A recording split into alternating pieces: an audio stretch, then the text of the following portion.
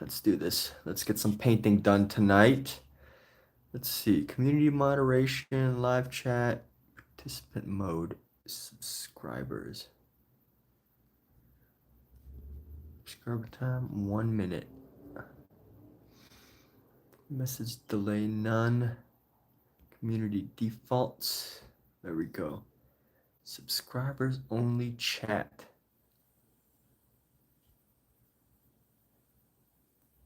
Cool. I almost forgot that. There's a thing that lets you only do subscriber messages.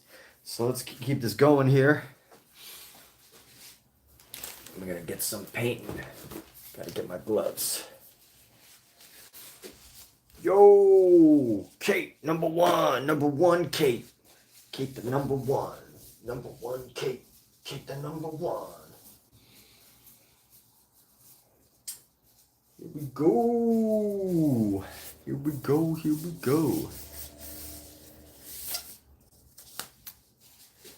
We're working on this painting. I'm working on it for a little while. And I think we're nearing the end now. Just a few touches that we really have to push onto this, and I think we're gonna call it finished soon. But really only onto like these really minor details at this point. But you know, it's those minor details that can really enhance a painting, you know?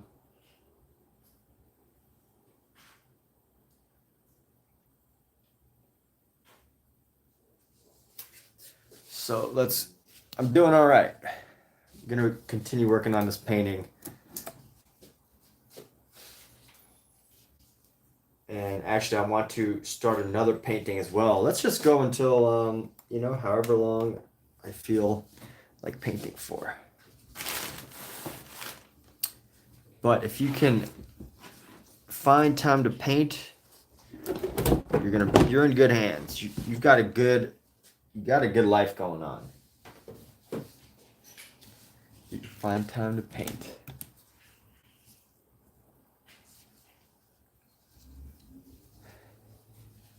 And with this painting, I'd like to start experimenting a little bit. I'd like to start messing around, playing with the space.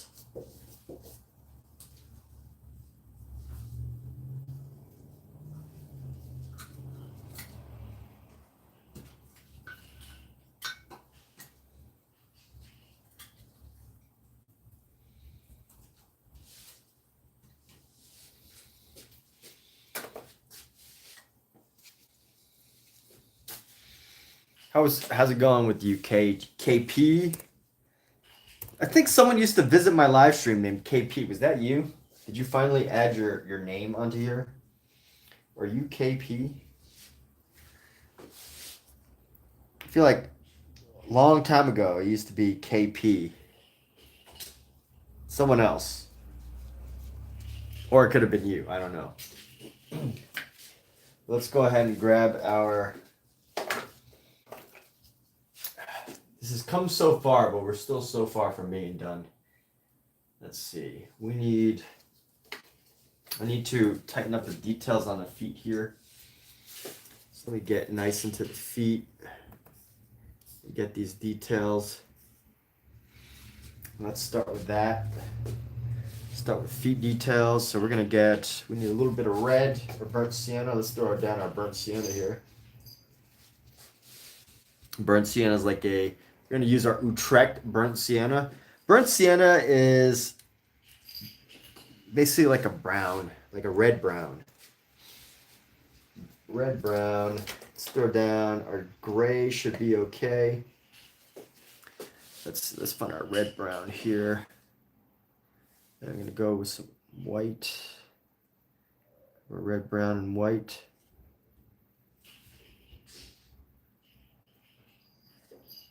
It's great for like creating like a flesh tone, skin colors.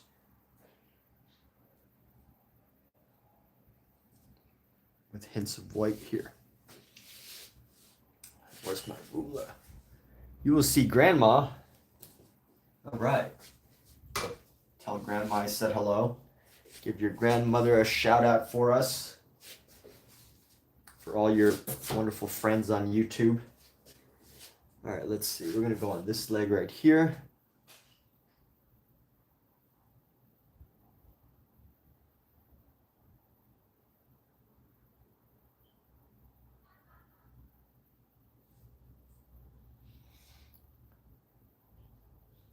Actually, you know what? I need a bigger brush for this. Just a slightly bigger brush. Let's go with this one right here.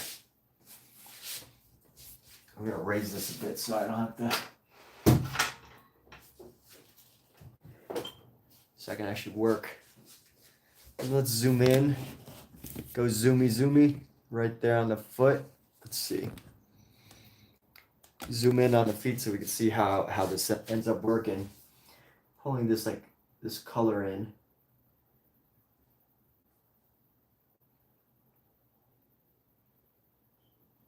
And along the side of the foot here.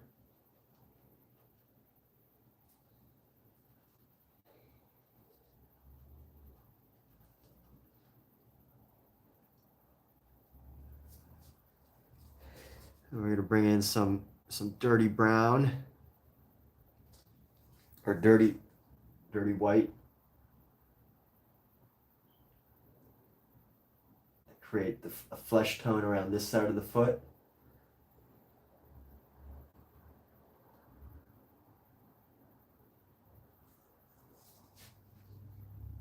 Let's get a shape. It's going to be slightly off color here. So we want to get the shape of the foot to come around. You know, get this heel around this way. And then create the angle right there. Now let's find some yellow ochre white.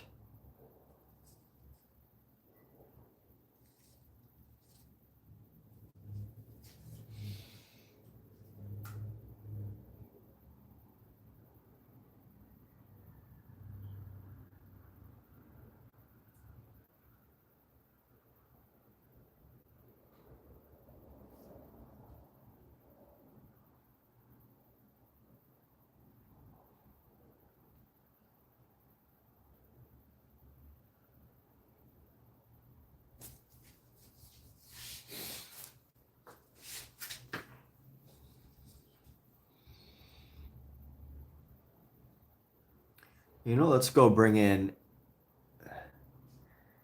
the shadows along the bottom. Start to bring in some shadows along the bottom of the foot here. And we can start to create the shape a little better. Let's see, I need a better brush for this. Let's go with this one. Actually, yeah, this should be good.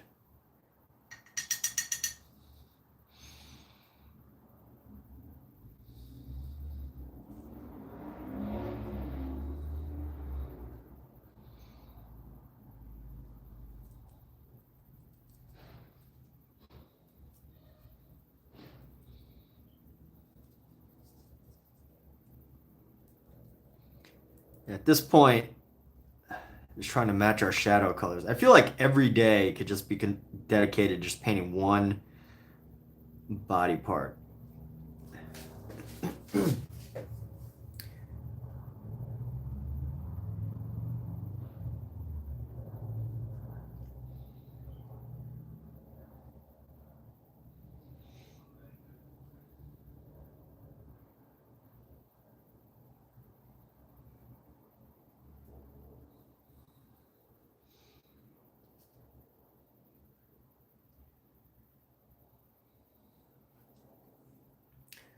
And let's come around like this.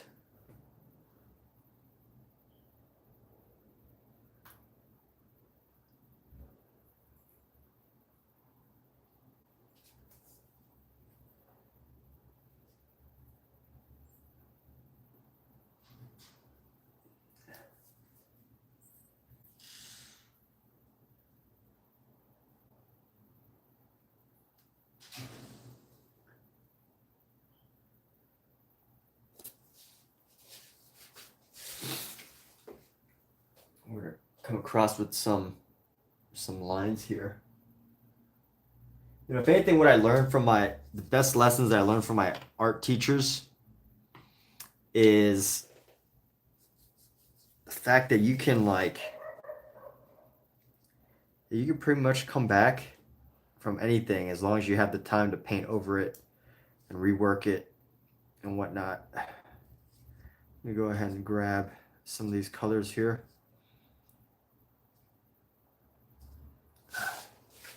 And I want to do the lines of the foot.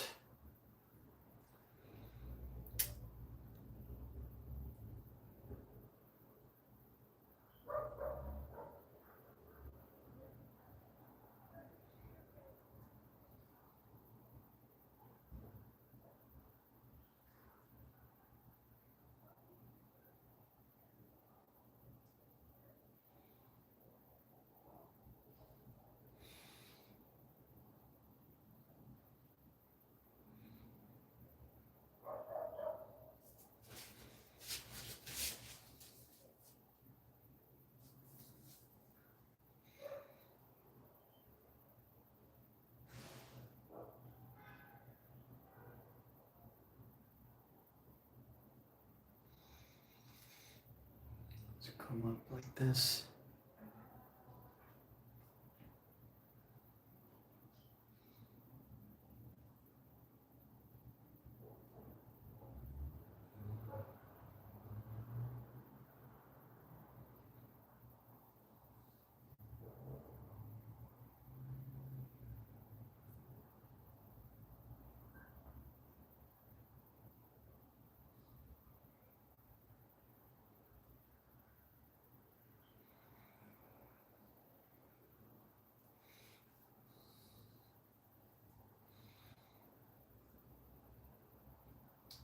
It is so wild how Bouguereau would like draw in these little lines in the feet here. All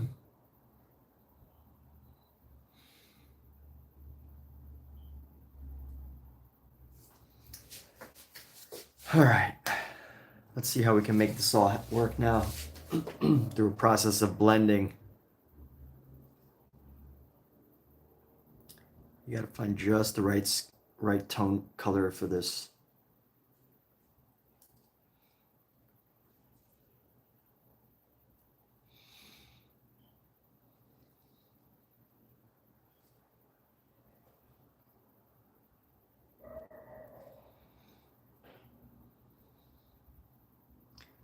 Just the right color.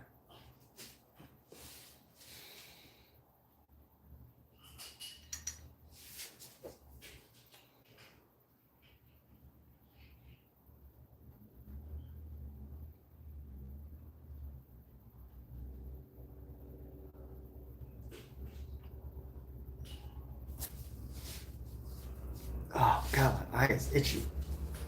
My eyes are itchy. It keeps I think I have like a piece of cat hair on my forehead, and I have to keep scratching at it. But I can't scratch at it because I got gloves on.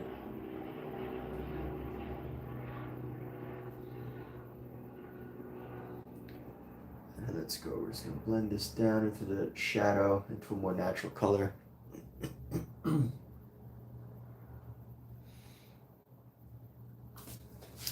It's almost straight up and down, so we're gonna go straight up and down with this.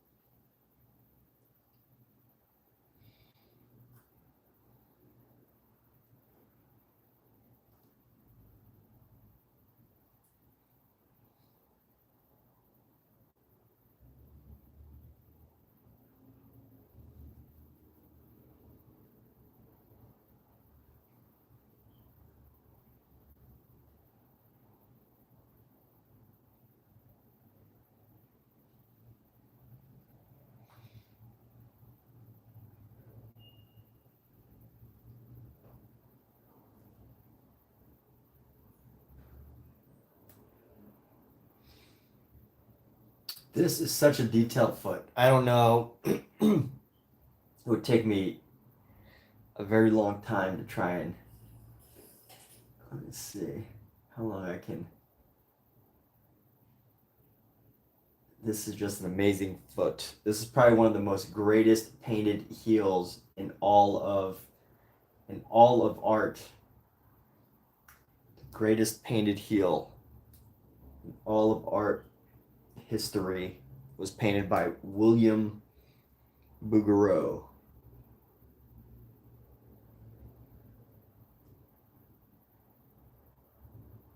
William Bouguereau.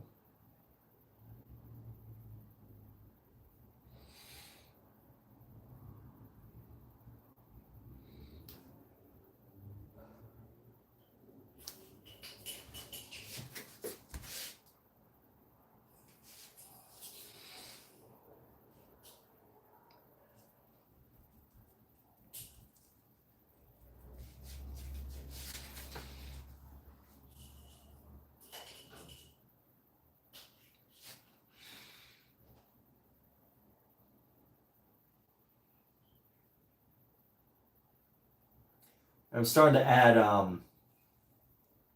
add white or oil into our medium now. It's gonna be a little bit different. So she's actually pretty pale up there, so it's okay to go pretty clean on this. Pretty clean white on this. Let's go right up into the foot here. This down.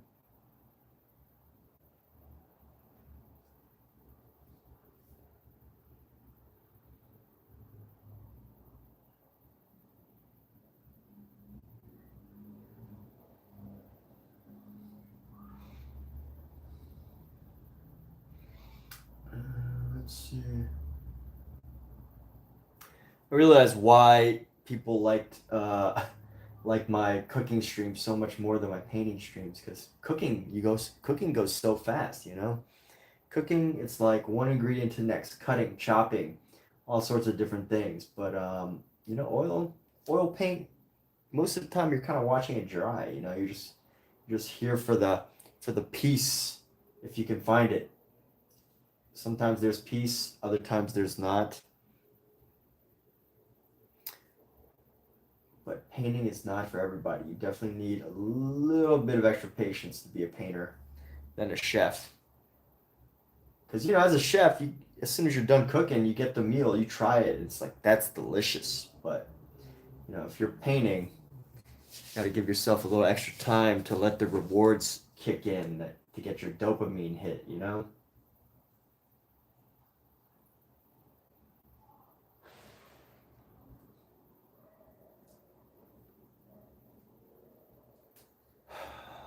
So here we go. We're going to go like that.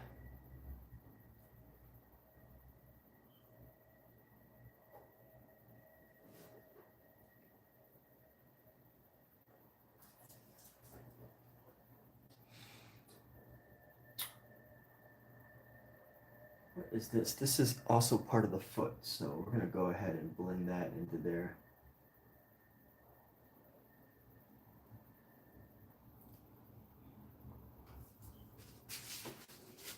I think we'd actually take this color and go up into here too.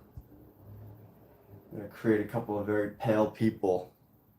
I think, you know what, it does create a contrast. It does create a contrast between our figures. Oh, let's see, let's rotate this so we can see the other foot now. Painted it pink so we can have this like nice color underneath.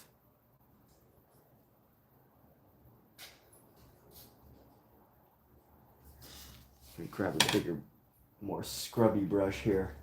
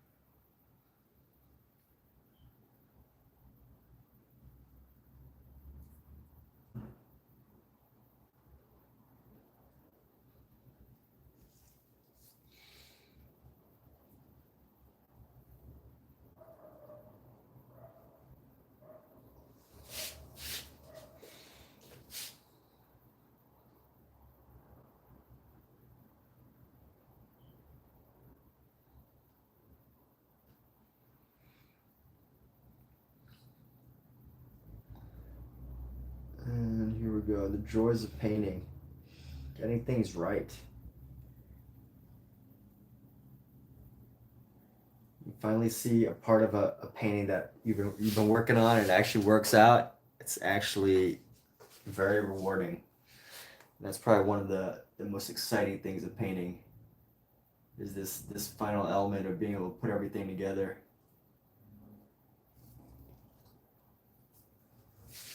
I'm gonna go a little bit more pink on this next section. Let's grab some of this pink here.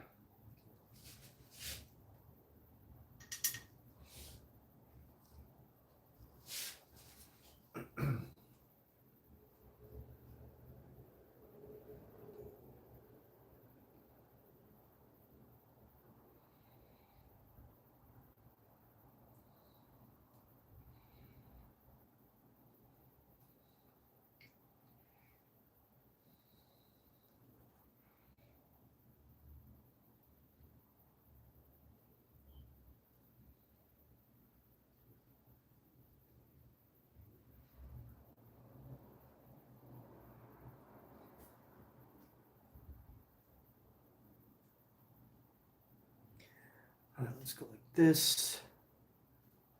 This up.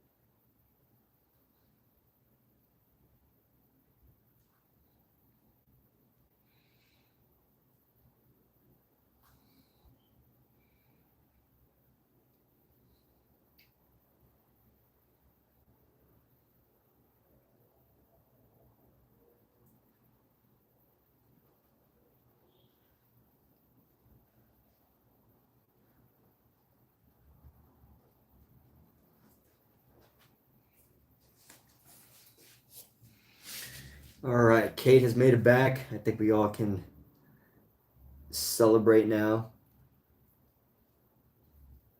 This foot is just insanely detailed. The painting ability of this foot is just amazing.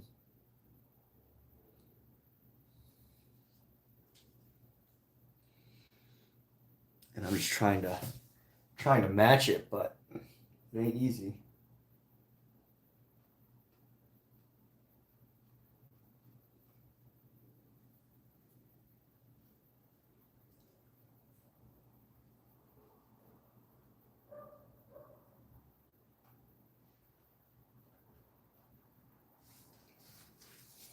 Maybe what I need to do is I need to get our get a what would be a good color for this? I don't even know. I don't even know.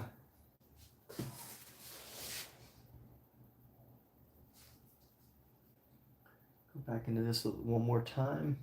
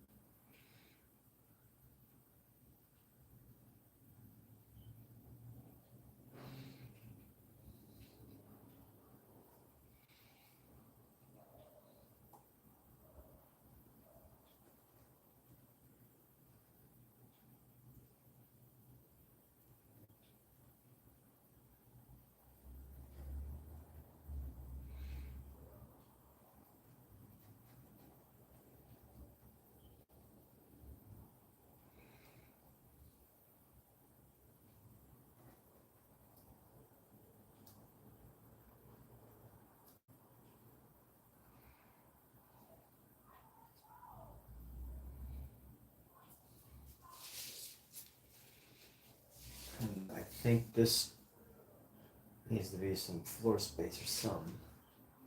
I'm gonna adjust this.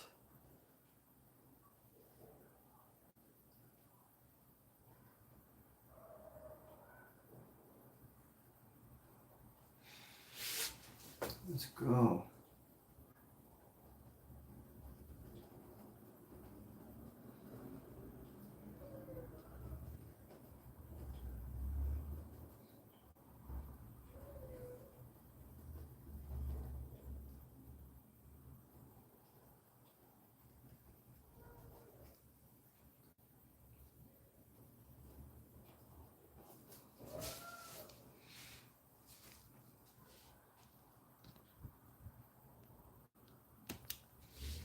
Yeah, very up close and personal we're getting.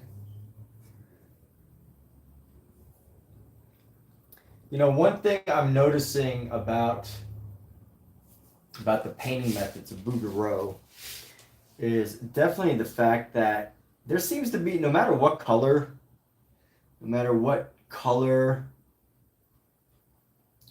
or value or whatever, there is a consistency in the method and the technique, which, I think is kind of lost with mine because my technique changes throughout the entire painting.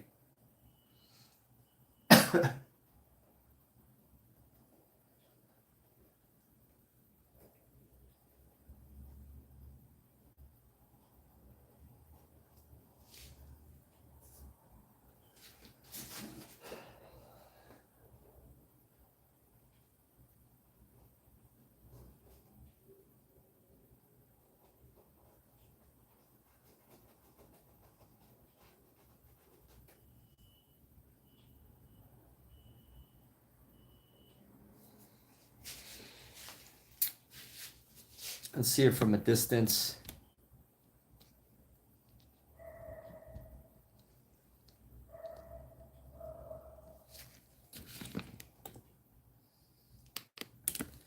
Yeah, I don't know if that big orange heel is gonna work,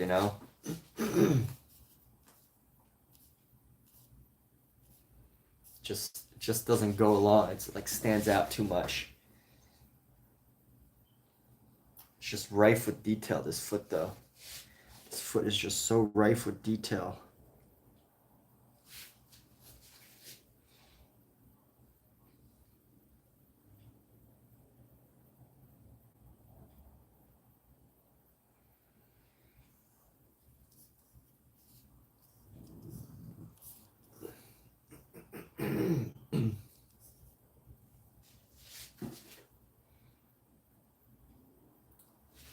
You know what I also want to do? I want to go back into the toes.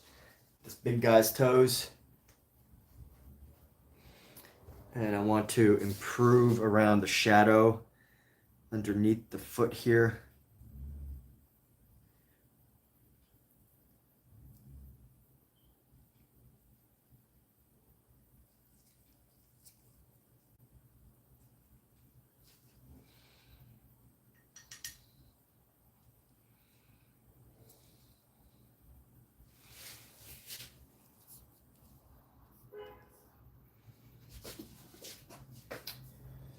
And let's see, so we're going to come up here and go a little bit further up on this toe.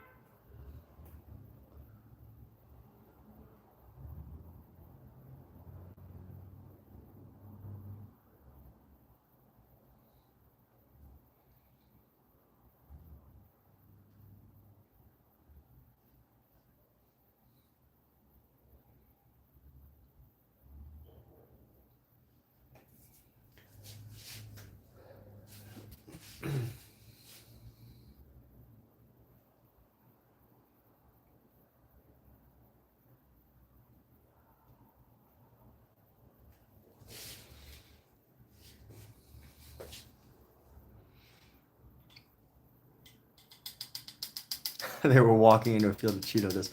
I gotta say, after working on this painting, I gotta say, Bouguereau, as far as technical draftspersonship, technical drafting, and painting ability goes, I think I'm gonna go off on a limb and say that Bouguereau was probably one of the greatest, top 5 of all time, as far as like the ability of, the skill, the detail, everything. I think Bouguereau is probably one of the greatest. As I'm like looking at his work, looking at the detail that he puts into his work, looking at all these elements of the paintings, and I just gotta say Bouguereau had to have been one of the best.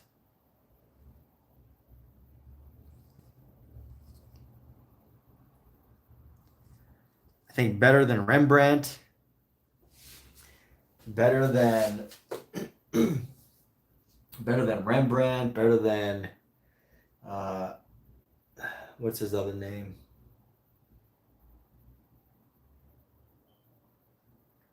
Better than Rembrandt, better than, well, I can only name one artist right now, Rembrandt. Better than I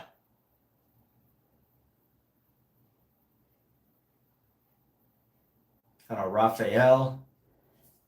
Better than Da Vinci. The greatest of them all.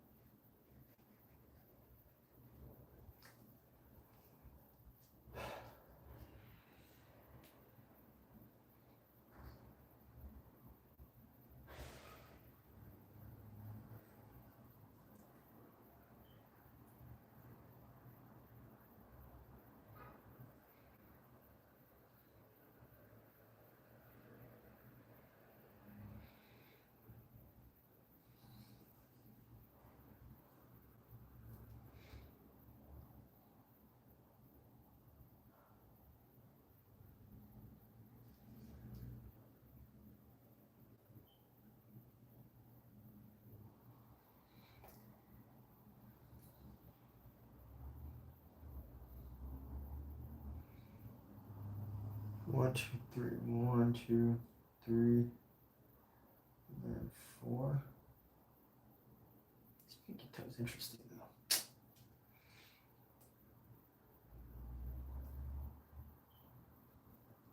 1, 2, 3, and then you could add one more foot over, one more back there.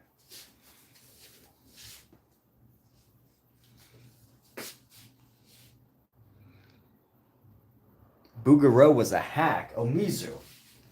Explain thyself, please. What's your criticism of Bouguereau? If we're gonna disagree, we're gonna expect an explanation. But obviously, you are a human being. You're free to explain anything you want or choose not to want, or whatever.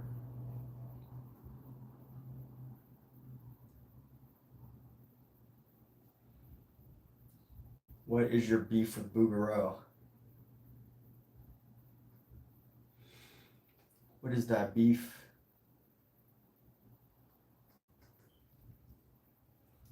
What's the beef, bro?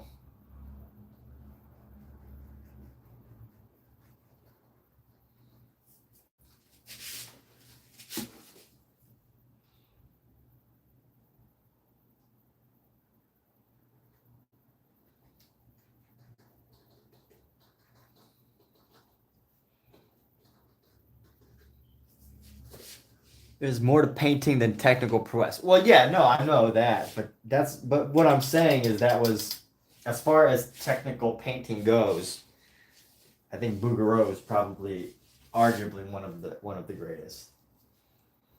I'm not saying he's a brilliant artist or painter. Well, I am saying he's a brilliant painter, but like a brilliant technical painter. So yeah, is he the greatest artist that ever lived? No, I would not. I would not say that is one of the greatest artists who ever lived. Right? I would argue against that. There's many more artists that are better than Bouguereau. But is he one of the best figurative painters? I would say yeah, he's probably one of the top figurative painters.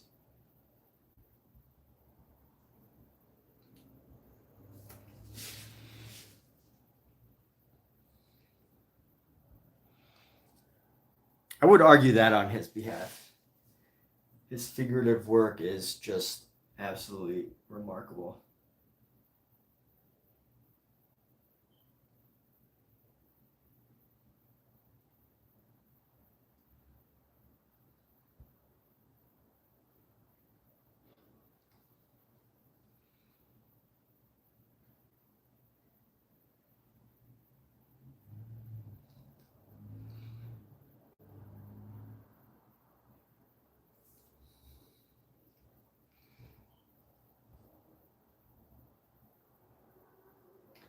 I didn't know Mizu had such strong feelings about Bouguereau. This is new to me.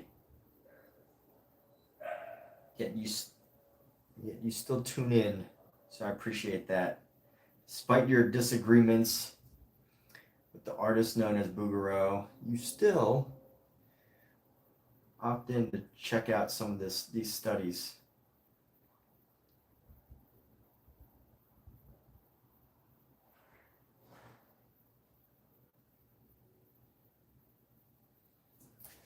All right, let's go like this. I'm gonna grab some more of this paint color.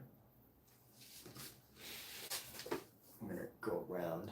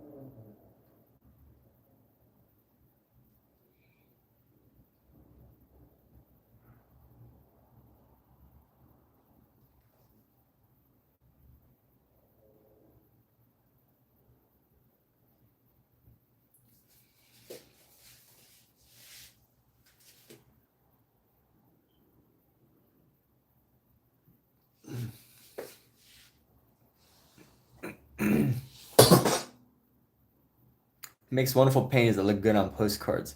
He's a postcard painter.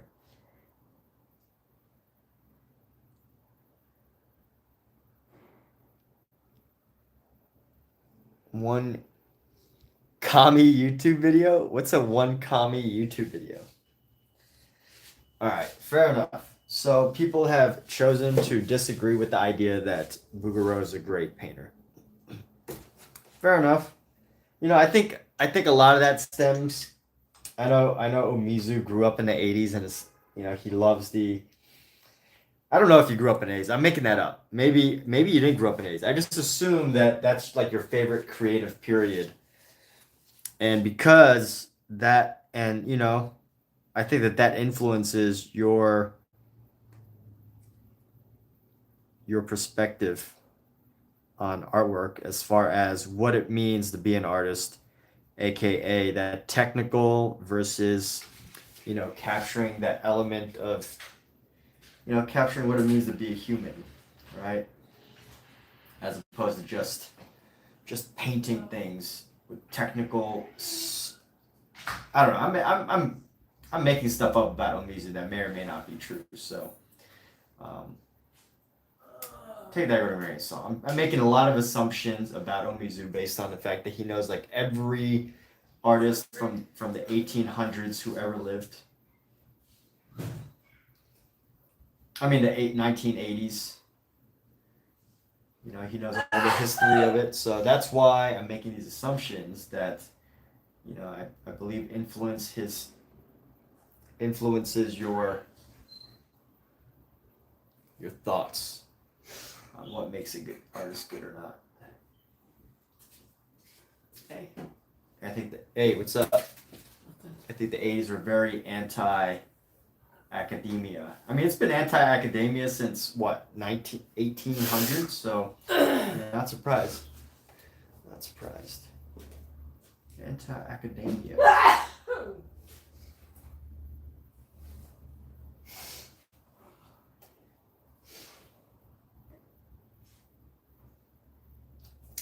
Realize though, I don't really have the patience for this type of painting. Oh, he's a hack. Okay, so you're saying he's a hack. Kate says hi. Zoom tight. Thank you.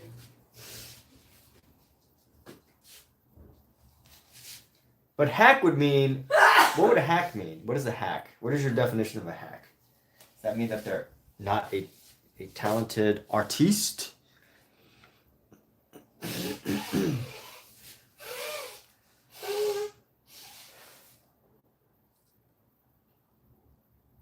Good point. I see that.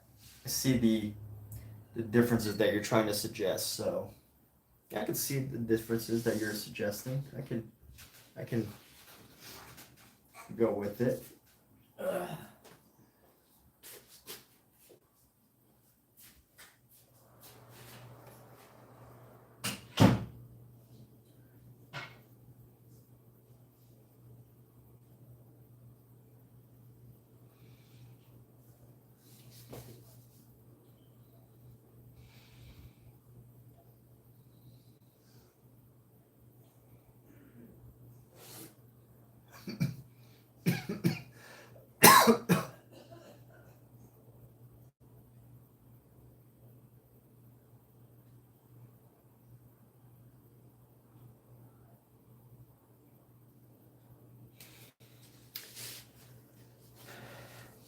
You could be a talented hack.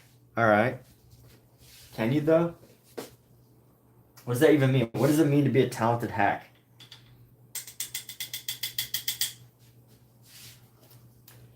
Because I feel like a hack basically means like,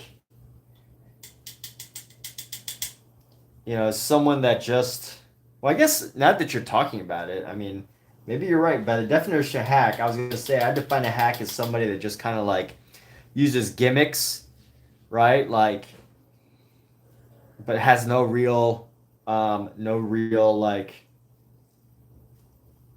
talent, I guess. A hack. So they might be good at something, I guess, right? Is that what you're getting at? I guess now that we're talking about it, defining hack, I'm like, yeah, okay. If someone does use a lot of technical stuff, has a lot of gimmicks, then that could make them a hack. Like when artists use lots and lots of assistants to, do their work. I don't think Bouguereau used assistants as much though. Could have, but I don't think so. But I will say a lot of his compositions, they're actually pretty amazing in my opinion. His compositions and stuff. Compositional elements, all of his figurations and choices as far as that creative process goes. I think he's very good. Very talented hack. And by your definition though, anybody could be a hack, right? Because couldn't Picasso, or by my definition, you still haven't defined it to help us understand what you mean by hack, but I guess Picasso could be a hack, right? He just did the same cubism over and over. He just did cubism over and over until he was gone.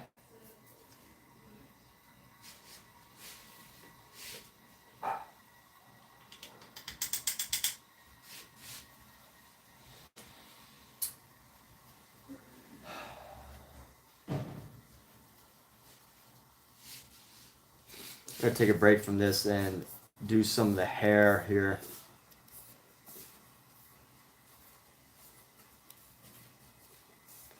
I want to create, so like it's interesting because you know what? No, I should finish what I started and work on these toes.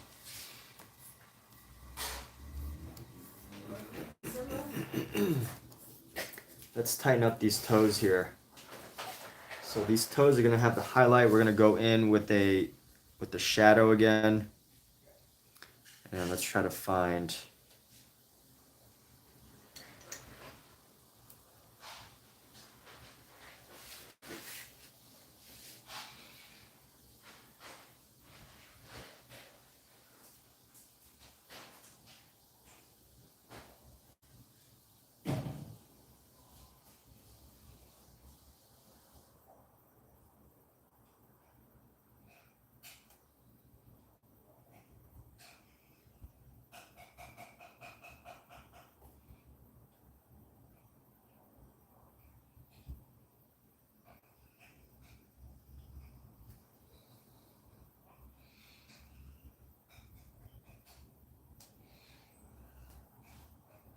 At least he's a talented hack, though. At least he could back up his hackery.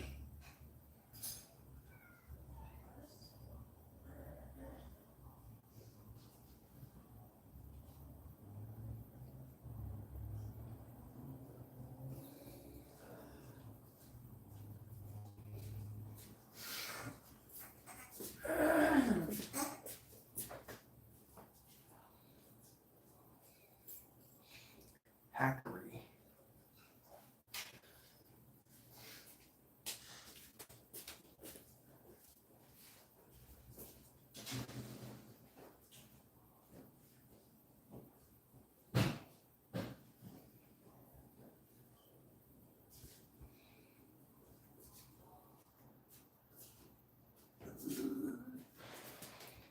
Okay.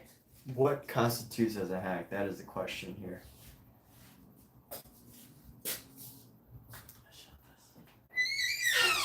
Hey, Kat. No. It helps the flow of the air. What do you? Okay, can I read it like? Yeah. Okay. That's fine. Well, because you're loud. Just I need the airflow.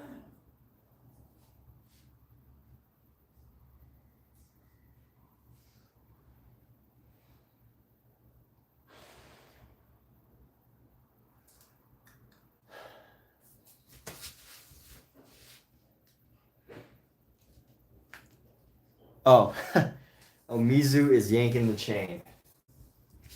Chain yanker over here. Got the chain yankers. I didn't know that I didn't realize that that's what you were. I did not realize that that's what you were doing. I thought you really felt very strongly that Bouguereau was a hack. I was like, all right, that's different. I am open to hearing how that is the case. And you know what? I think I did most of the talking and figured and came up with an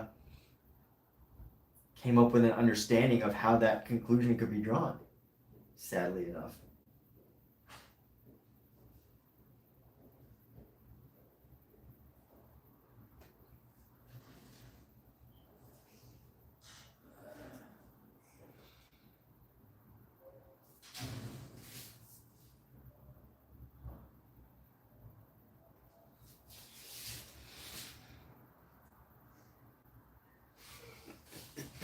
So I need to make sure that his toes don't get too highlighted. I don't mind if like the bottoms, like the front and the bottoms are like lighter tan, but I can't have the whole foot being this like light tan. So I need to try to bring back some of the deepness of his skin tone.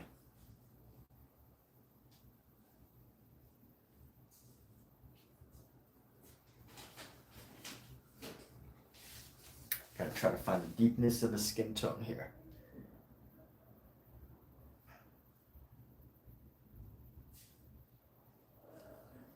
Gotta find it along the shadows, so right as we go along here.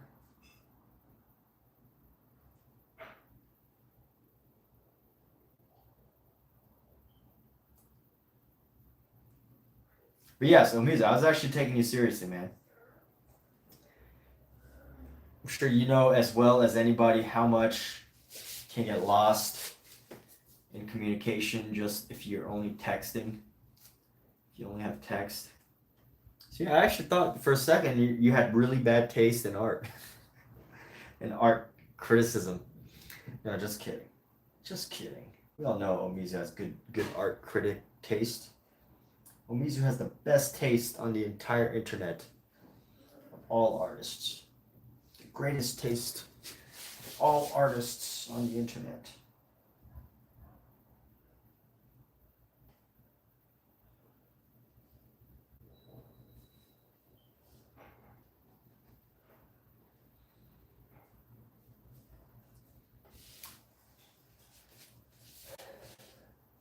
Let's keep working these toes.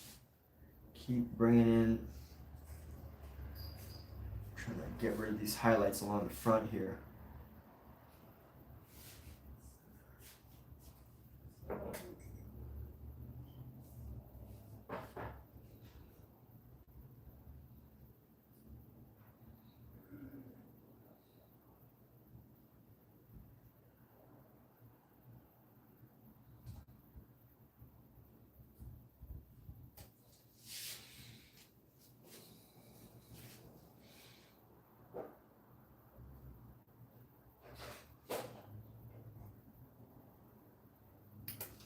But you know what?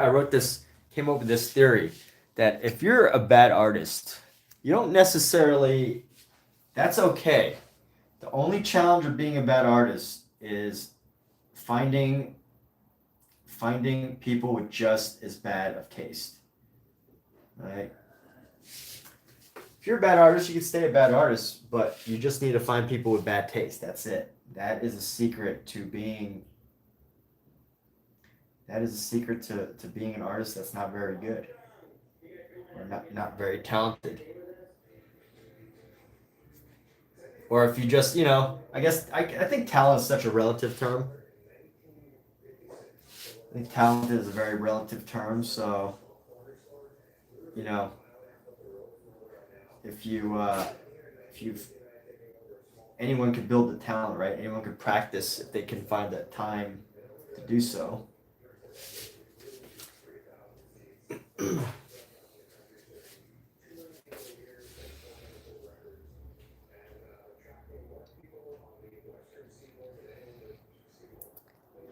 What is a bad artist? A bad artist? I don't know. I think if we had to define a bad artist is someone that does it as a hobby. They don't commit their lives to it. They don't put time into it. No, I'm just kidding. Is a hobby artist is a bad artist, right? No, I'm just kidding. Let's see. Bad artist. What I'm trying to get at is a bad artist is someone who takes art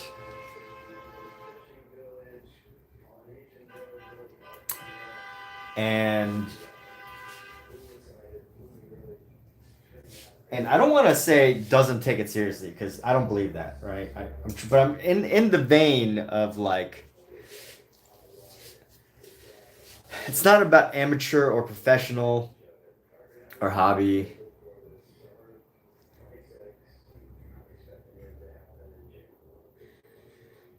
Someone that's a tough question. Someone that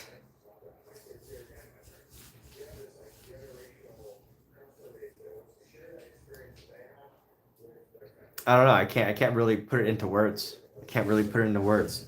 There's something in my mind of what it means to be a bad artist, right? Something in my mind, and it's like this quality of it's not about not taking it seriously because there's a lot of talented artists who don't take it very seriously at all, and that's how they make their living, right? And then and if you take it too seriously, there's some artists that take it too seriously and they're good, but then they like kind of miss out on the whole concept of art. So what makes a bad artist? An artist who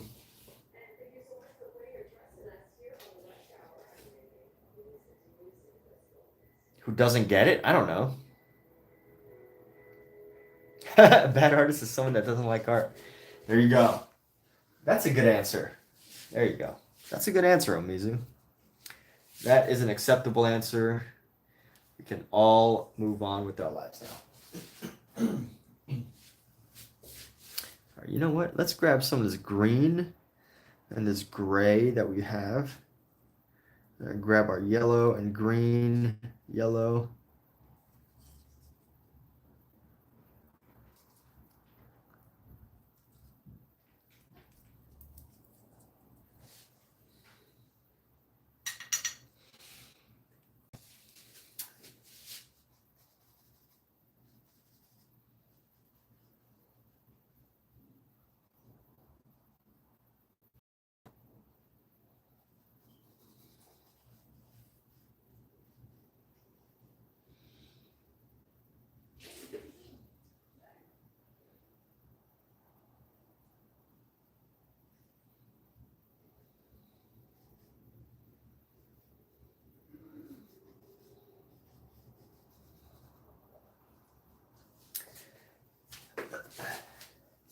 What makes it better? Because I've seen like, yeah, someone who doesn't care about their art, I guess. But then that kind of verges into the territory of taking it not serious, taking it too seriously. Does that make a bad artist? Taking it too seriously? No, I think taking it seriously could make for great artists.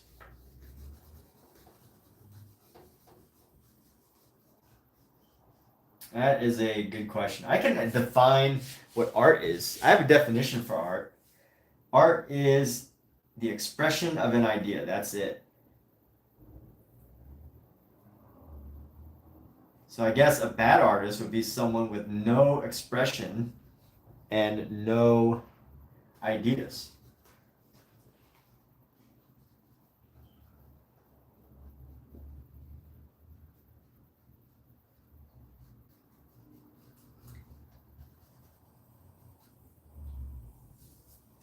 Or maybe a bad artist is someone who does not commit the time to improving their personal craft. I think that would be a good definition of bad artist. Because that leaves room for any artist to pick a medium. So any artist who wants to pick a medium and they don't commit the time to improve on it. So if you want to be like a viral, vulgar shock artist, and you're not committing the time to figuring out what shocks people, and you're not committing the time to actually doing the work of shocking people, then you're a bad artist. Or if you want to shock people but you don't really succeed at it, you're a bad artist. If you fail at achieving what you set out to do. So if you set out to do a painting and of like something interesting or unusual, and you don't do that, or you don't commit the time to it, or you don't succeed at the effect, then I don't know, that's a bad artist. I'm still figuring the definition out for myself, so.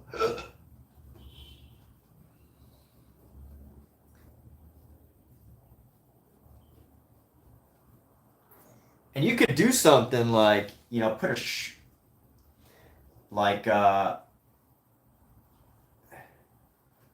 throw spaghetti at a wall and call art.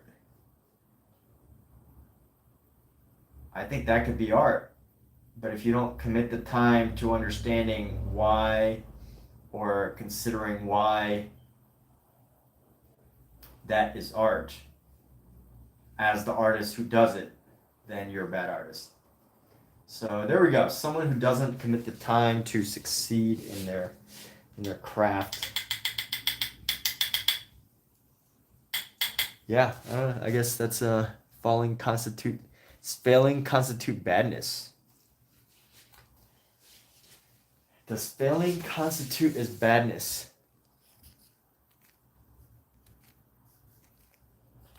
That's a tough question to answer. Does failing constitute as badness? Yes, because why not? It's not bad to fail. It's good to fail, but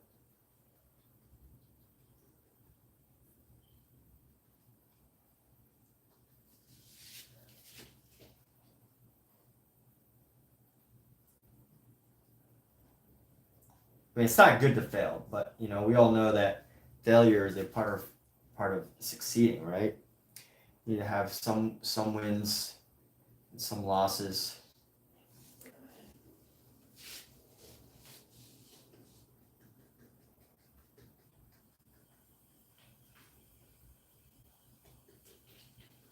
But is it badness? I mean, if you fail every single time, then yes, I would consider that badness. But is failing badness? No. You don't want to fail forever, right? Most people can only fail a certain amount of times before they have to kind of like, move on. And there's a level of persistence, right? Most people can only persist until they can't anymore.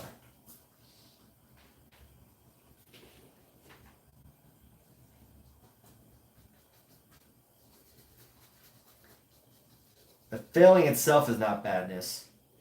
Failing but never learning from your mistakes could definitely be badness. Right? Let's use another analogy outside of art. If you fail to make your significant other happy and you never learn to figure out how to improve that and you're constantly failing and making them happy, then that's badness, right? If you fail at getting into an art show and you constantly fail, like always, and you never like learn from it, then that's badness. That's constant failure is badness. But like, let's take Benjamin Franklin, right? It took him 10,000 tries to make a light bulb. That's the general rule that has guided American innovation, right? Try, and keep trying. But here's what they don't really say is that almost every light bulb attempt, he probably learned something. He didn't fail 10,000 times. He probably learned something every 100 light bulbs of how to make it better. And whether this story is totally true or not, I haven't really looked up. But he didn't fail 10,000 times to make a light bulb. He got closer and closer every single time to make a light bulb. So it's not really a failure, right? So that's what I'm getting at in this conversation of what constitute as failure and what constitute as badness. So badness is if you never learn. If you're trying to make art and you don't, and like, you keep failing at whatever, like, what are you failing at? And you never, try to pick a new way of doing things, then yeah, that's badness, that's failure. That's bad failure. You don't want to fail like that. So there's my answer. Hope that suffices. If it doesn't suffice, then you know what? I got nothing else for you. That's all I got. If that does not suffice, that's all I got for you for now. Maybe next time I'll have something different. I've always got like different answers, I feel. I'm constantly coming up with new ways to stoke the fires of imagination. Is that actually true? Do I do that? I don't think so, but I think Omizu pops up with these random questions that Mizu would be like a good like philosopher, the good leader of like a philosophy group. Like if you just got him, if there was like philosophy groups where you could just like sit around and people just ask questions on life. By the way, that would be a good like male, well, it could be women too. It doesn't have to be just men, but when you bring women into the picture in a very male heavy group, it can really change the dynamics. But and not necessarily in a bad way. It's just, I think certain thing happens in male minds that will change the dynamic of the group no matter what.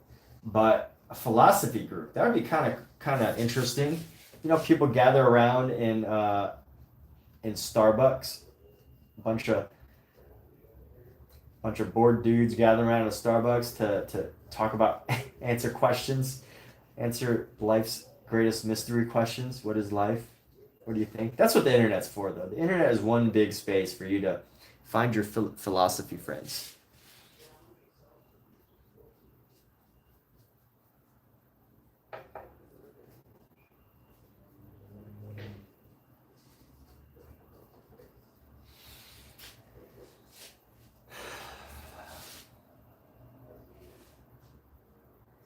Do I think I'm failing at resolving this painting? Do I think I'm failing at resolving this painting? No. I don't think I'm failing at resolving this painting. I do feel let's see, what do I feel? Do I feel like I'm failing at resolving this painting? Okay. Would I say that? No, I don't think I would say that. I wouldn't say I'm failing at resolving the painting. I would say that I'm failing to paint exactly like Bouguereau. I would actually feel okay saying that, but that's okay, man. I don't. It's whatever.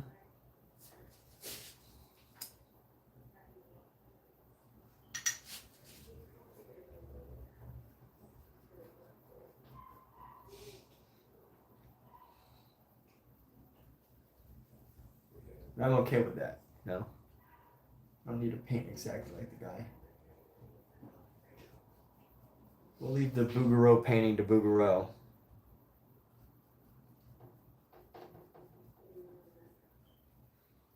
I do want to learn from him, though. I want to learn some techniques. Even though I already have an idea of his technique, which is basically create a grisaille, which is like a gray underpainting, and then paint over that. But you could have found that without looking at his artwork.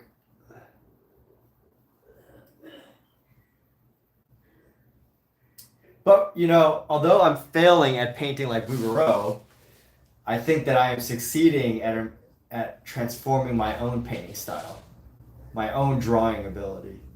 So that's why, so like Benjamin Franklin, you know, he didn't fail every single time he didn't succeed at making a light bulb, right? He just made a light bulb that either didn't work or he learned something else from it.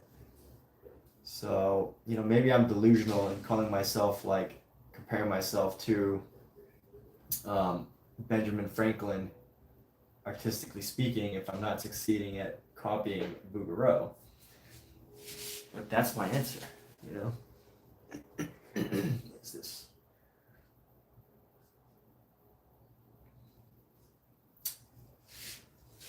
There you have my answer.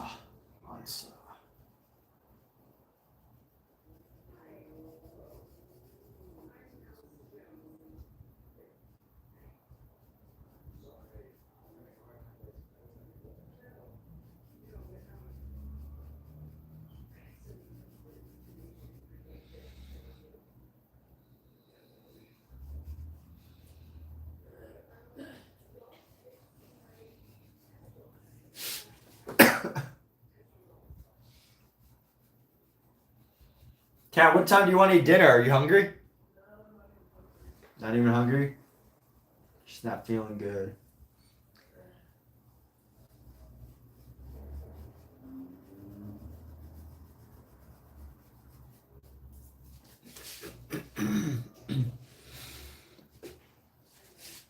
Good attitude to have.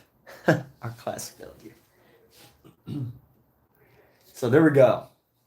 I'm failing to paint like Bouguereau, but as a good artist, you know, if I try to align with my definition of what makes a good versus a bad artist, I am failing to paint exactly like Bouguereau, but I'm learning to improve or change or, you know, do my own work better. So there's your answer. That's my answer. And I'm sticking with it. I'm sticking to it.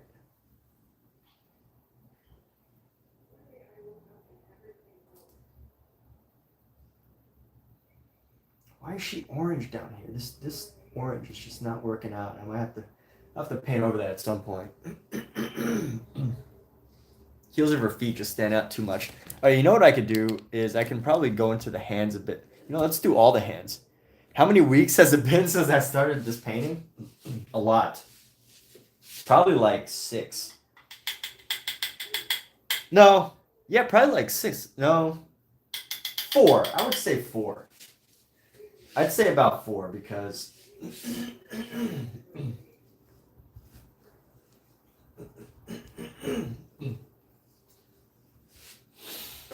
I'd say about 4.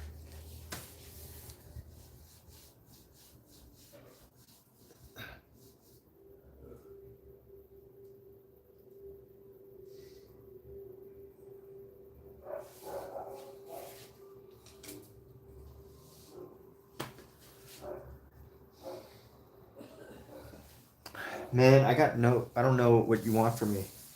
What do you want from me? What answer are you looking for? I don't know.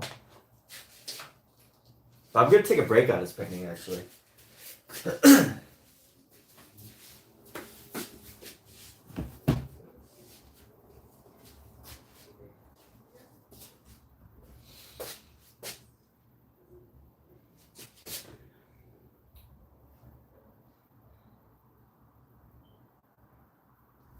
So we are going to take a little break on this painting. We're going to start a new painting. So everybody's here for an exciting time. We're all here. It's going to be very exciting.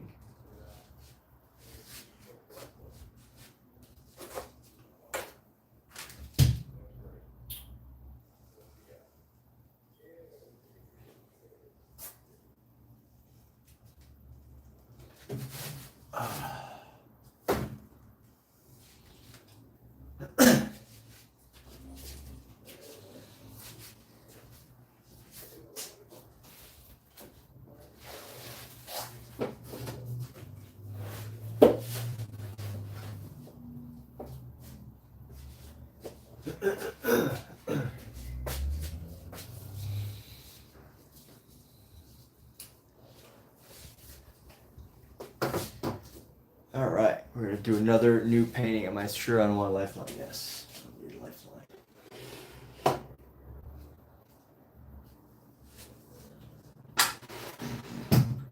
All right, let's see. What painting are we gonna do? The mystery.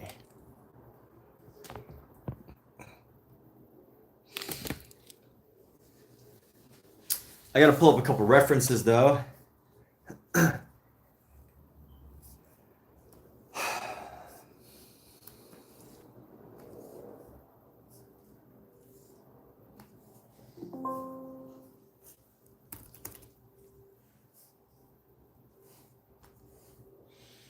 You know what? I should start a Substack for my diary. My dear, my my exclusive. I don't know. I have a problem because, you know, I love publishing my work and having people see it. So I have this hard time trying to decide what to publish publicly and what to publish privately.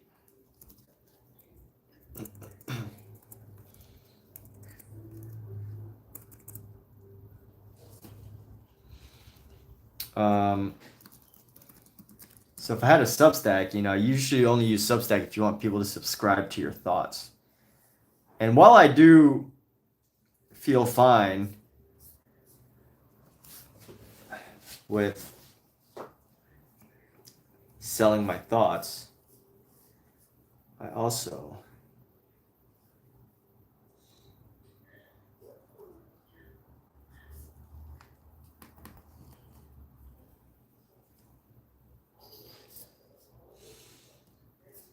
let me see.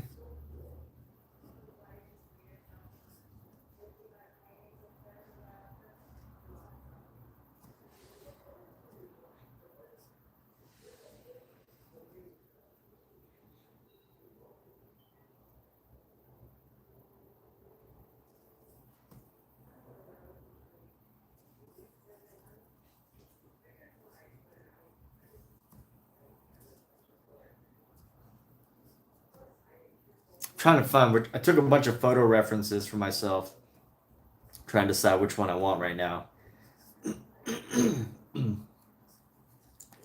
going to save this image.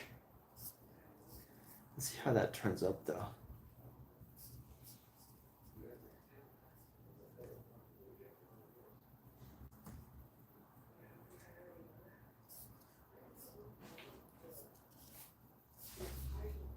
How does it zoom? It is so pixelated. Why can't I download images off of Instagram? Instagram has the worst image downloading system. You can't just download your own images, send them to yourself, and then download them. It's kind of goofy. Very goofy, Instagram. So I always got to go to Facebook. You know what? Let me just do a WeTransfer here. WeTransfer is great. WeTransfer.com.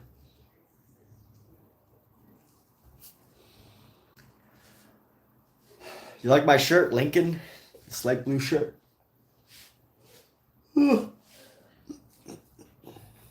Opt into all, upload files, photos, videos, gallery.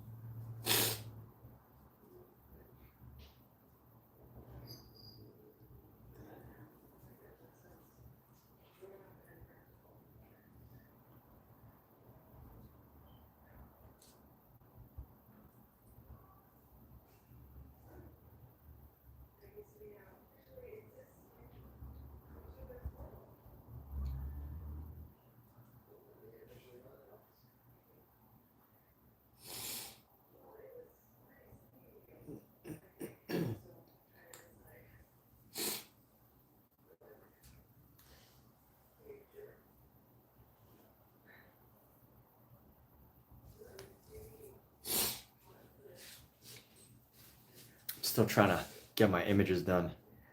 Copy link. I'm just gonna send it to myself on Facebook.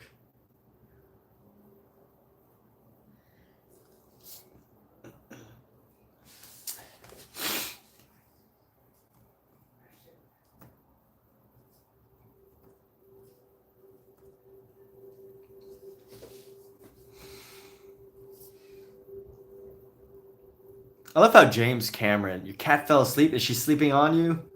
Is your cat sleeping on top of you?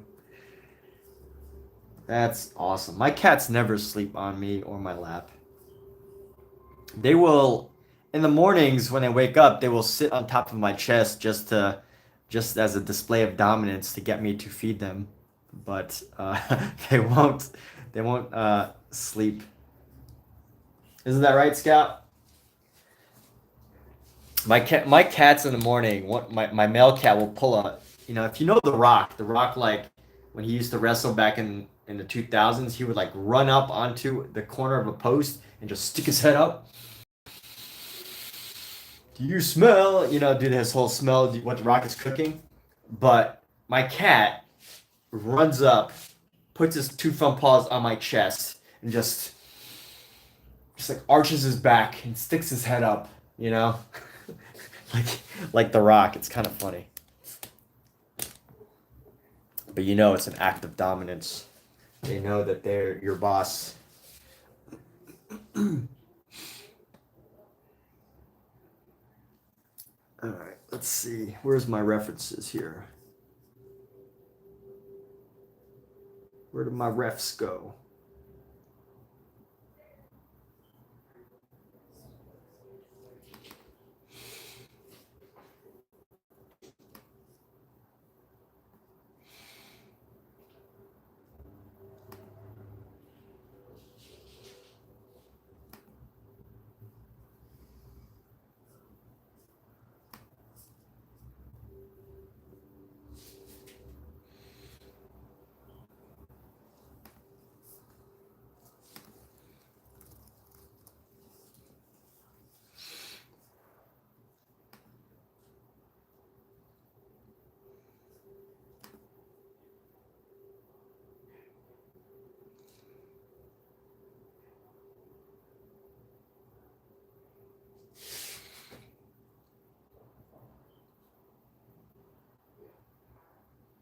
And this is a good way to see what your face looks like.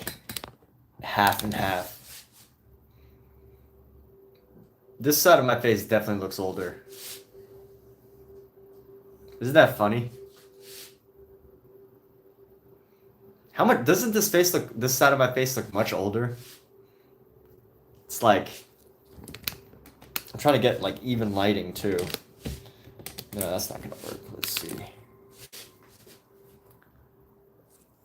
Even lighting, because otherwise it's not really equal, right? Your face isn't equal. No matter what, that side's gonna be in shadow. Is that? Let me see. Let me see which side of my face looks older. This side. Honestly, this side looks much younger, right? My right side, my left side. My right side, my left side. What does anybody think? Which side's older?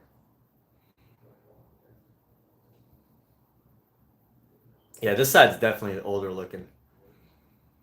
Probably by about like 5 years. My goodness, what is up with that? I got like extra wrinkles. I think I got extra wrinkles. I think it's because I like from just like naturally when you're on the road in the sun, one side faces the sun more. Isn't that crazy how different your age looks just from one side to the other? All right, let's get back to painting, all right? This is about painting. We're only supposed to paint. If you're not hyper focused on painting, what are you doing? Let's get back to painting. Let's get back to painting.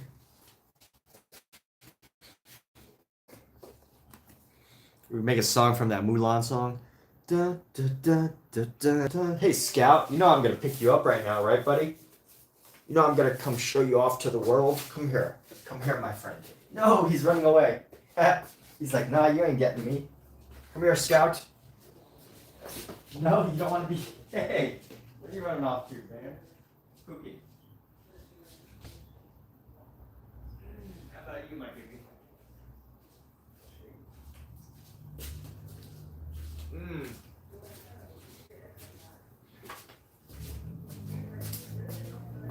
His mother, baby.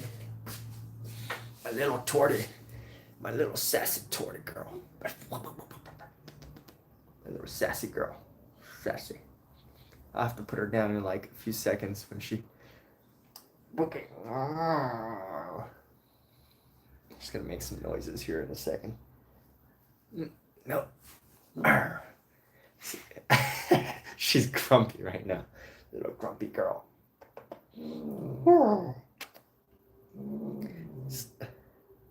Little grumpy girl. Little sassy. Sassafras. Okay, alright. You get down. You get down, little lady. Get down on the ground.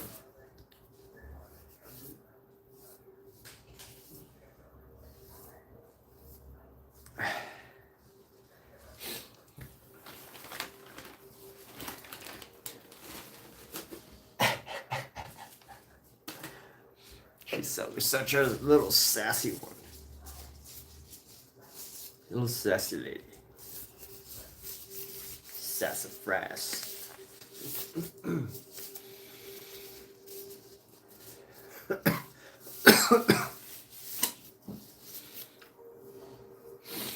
Alright, let's what's next? What am I doing right now? Oh yeah, I'm trying to find references. Let's get down to... I'm trying to think of that Mulan song. How does it go? Does anybody know? Does anybody know how that Mulan song goes? Da, da, da, da, da, da. It's the... Scout! Don't do that. Don't bite the cords, bro. Scout, don't make me come over there. Don't make me show you to the world, the universe. Is that what you want? Huh? Yes. All right. Go get the hair tie and go away. He found a hair tie. He was playing with a hair tie, the little guy. Yes, Mr. Hair Tie. Mr. Hair Tie. Mr. Hair Tie.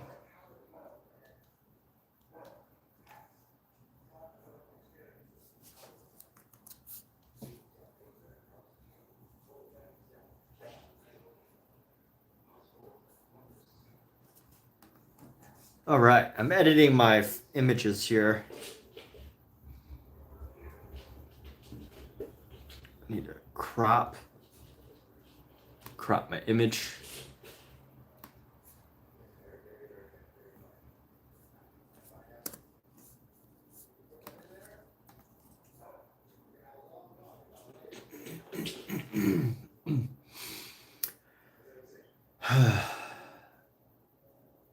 Images, selection, crop image. Gonna crop this one too. Let's fit this. Select all images, window, fit, canvas, optimize.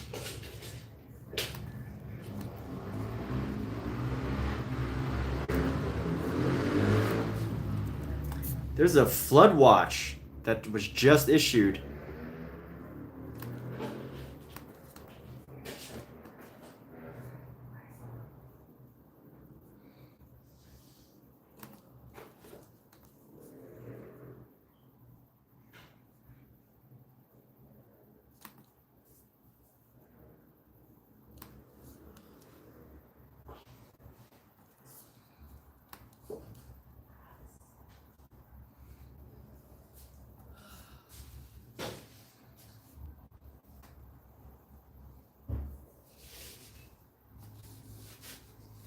All right, let's get this next sketch going, huh?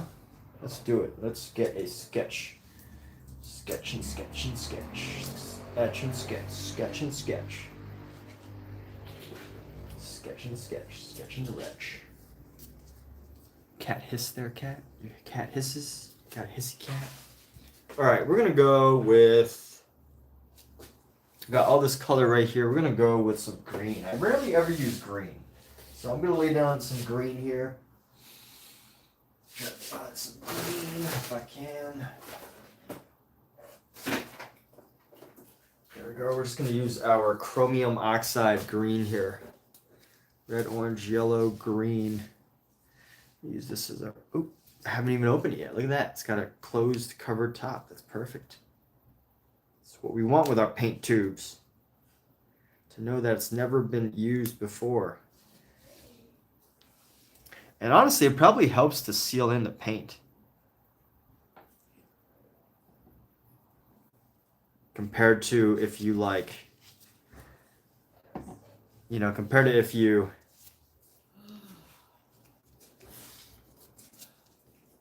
do it a different way. All right, we're gonna take some mineral spirits and we're just gonna do a really loose sketch right now. Start with a nice, loose, thin sketch. And let's see, rule of thirds, basic rule of thirds. That's my go-to every single time. When I think of composition,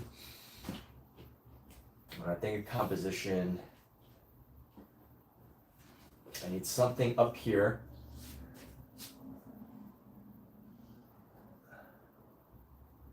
So rule of thirds, we're gonna mark the rule. We're just gonna mark our estimated rule of thirds right around here, right around here, right? It's a little bit wider down there, so we're gonna go right here. Go right here.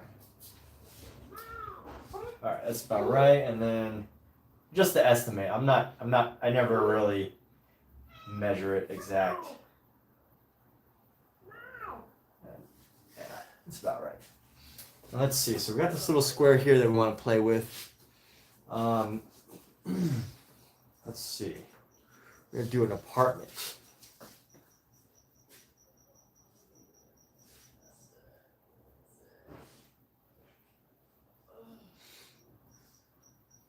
This is something different than I've ever, something a little different, more different than I've ever really worked with. So we're gonna go, let's mark this, we're gonna go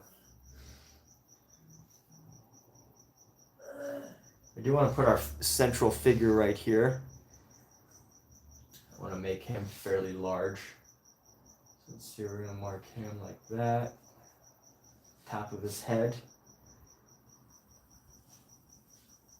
And then his body. Let's see, top of the head right there.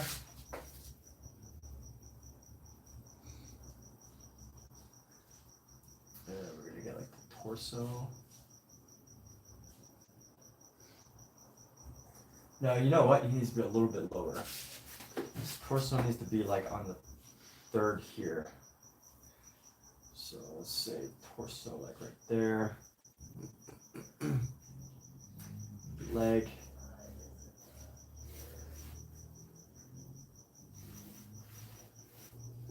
Just draw my little stick figure here. A little stick figure going.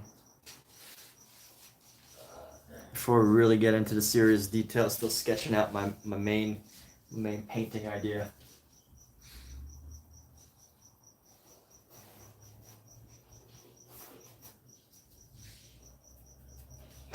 And let's see, so we also need, the horizon line is going to go right about below his torso, like right here.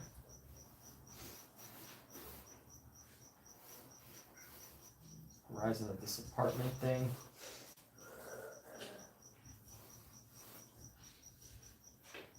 And let's go right here.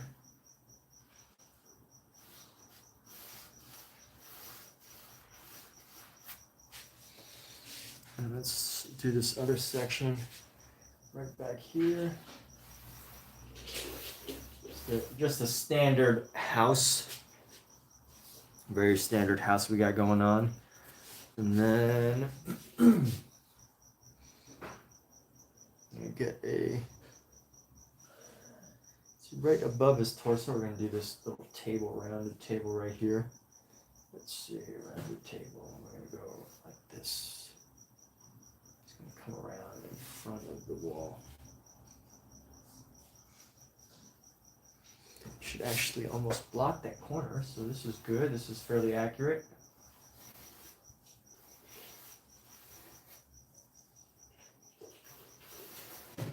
Nice elliptical shape here. Doesn't need to be too accurate. Not going for super accuracy here.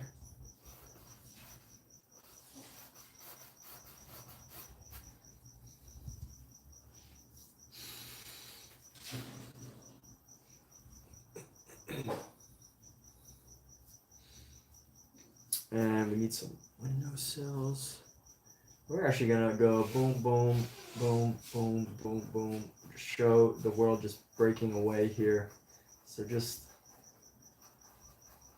breaking away around this person. Shattered reality.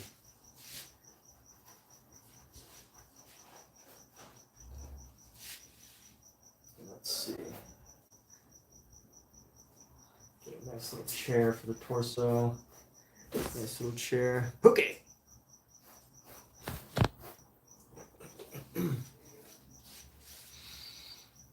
And then we're gonna go like this. This is all just gonna start breaking away into the world here. And then we're gonna do a nice another scene over here.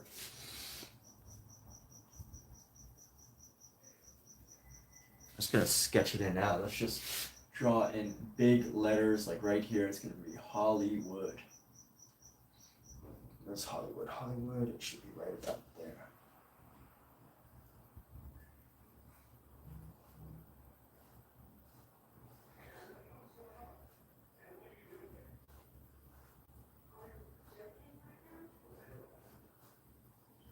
You know, I'm gonna draw them in like little square, little rectangles. That's my strategy here.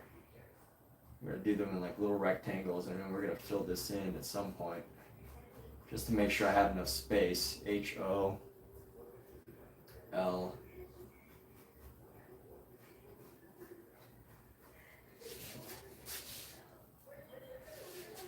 I have lots of paintings of Hollywood. I have at least 3 paintings that feature the idea of Hollywood in it.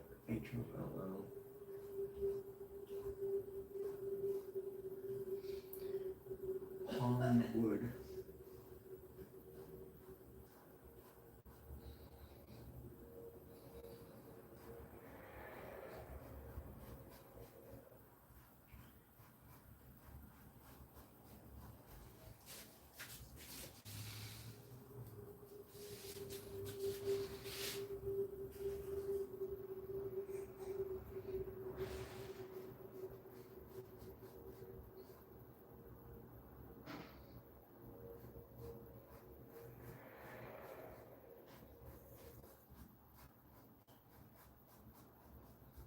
They call it Hollyweird, but it's all about the wood. The wood.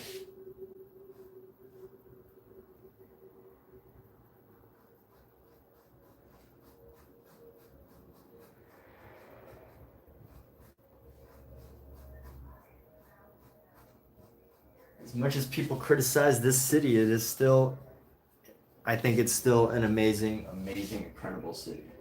Hollywood. The city of Hollywood. We're here, people. Hollywood is amazing. Hollywood only sucks if you have no more hope and yeah, pretty much if you have no more hope, Hollywood really sucks.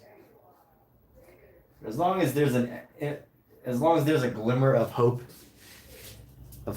to find your calling in Hollywood, I think it's an amazing city. People hit the lows of the lows, and I think there's a difference. Like Hollywood is like Vegas, except it consumes more of your life. Like people go to Hollywood to pursue their dreams, right? Acting, modeling, singing, whatever, filmmaking, directing, writing. But people go to Vegas in hopes to get rich overnight. So like, whereas in Vegas you might spend your entire life savings and lose everything in one night. LA, that might take you like, I don't know, like 40 years of your life, right?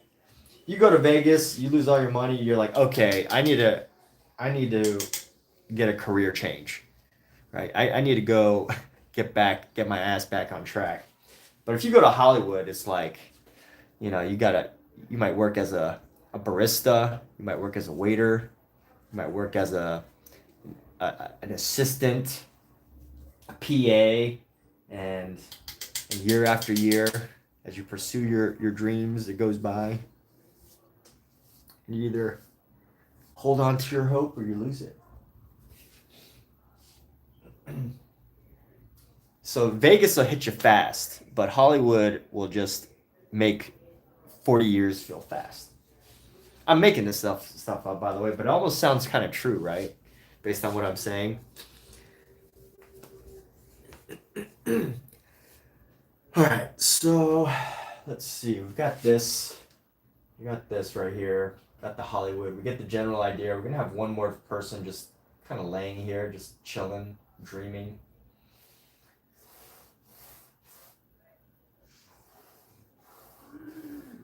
And then I don't know what the overall design of this is gonna be. Let's.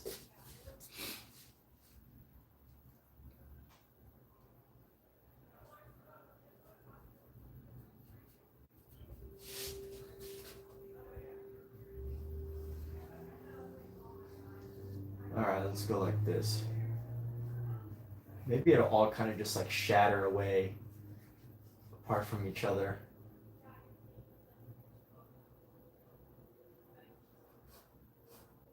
There's always that tower. It's that Hollywood tower here.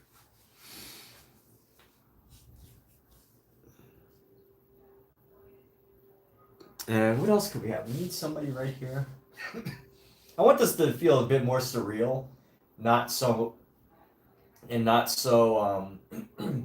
some realism, some surrealism, but I think surrealism really comes from the elements of your subconscious, which maybe I have to go, sit in a room by myself and just imagine things, but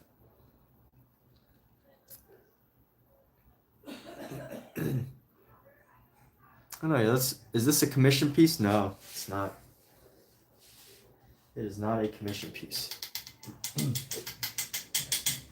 Plan to sell it.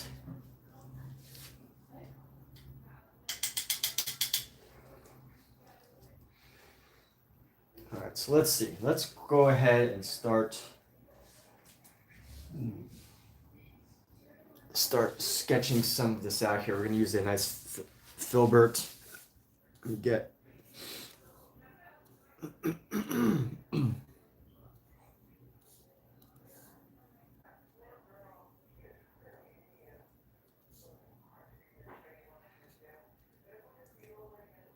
all right, so looking at proportions here, let's see the guy's torso, head to leg ratio is going to be head to legs,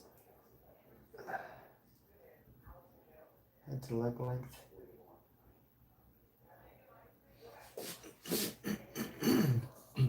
Actually, you know what?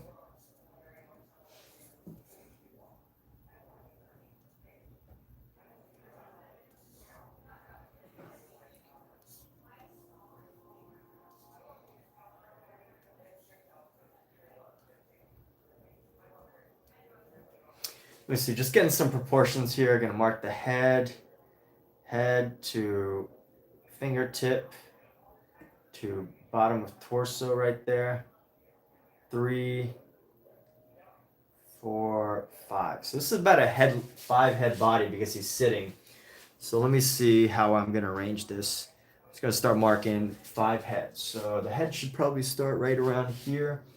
So let's go 5 heads. 1.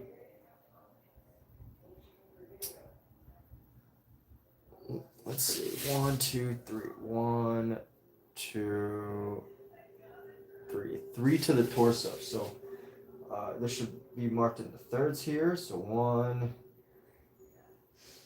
2. And then if we give a little extra length to the torso, that won't be too bad. So 3 to the torso, like right here. And then let's see, from there, I'm gonna go 1, 1, 2, and then 1, 2. So there we go. Let's go.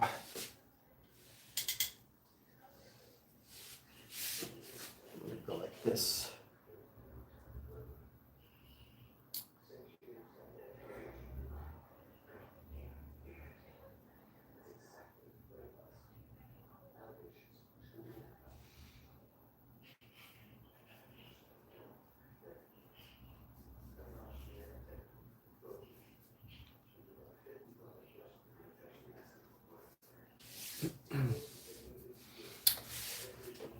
And whatever this length is, pretty much, let me try to find a good matching length right there. So whatever that length is, let's see, 1. So from torso to the neck, pretty much, whatever this length is. Take this, maybe even, I'll give him a little bit more length there, just a little bit more on the leg there. So right over here.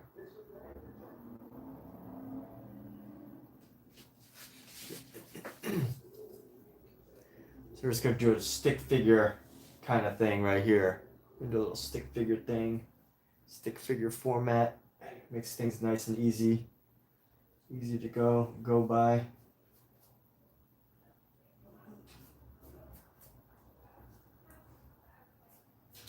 Some stick figuration here.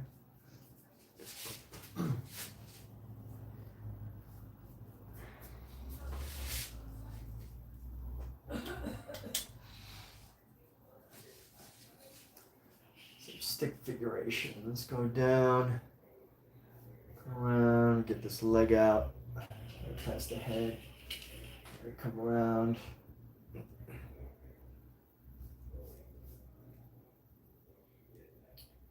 Go down, that's the foot.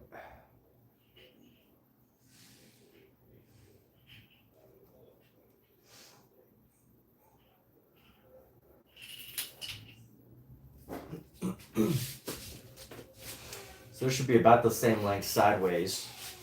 So is this length should be about that. So 1 and then 2. Yeah, it's actually pretty accurate. Maybe a little longer on this. So we're gonna go like this. There we go. Let's measure like head length compared to the foot. Head should be about the same length as the foot. So this foot, yeah, it's fairly accurate. Cool. All right, we're actually doing pretty well with this. This is not too bad here. All right, and now let's go do some blocking in of the major colors here. So we're gonna focus on some darker colors for our figure here. So let's go with that. We're gonna go.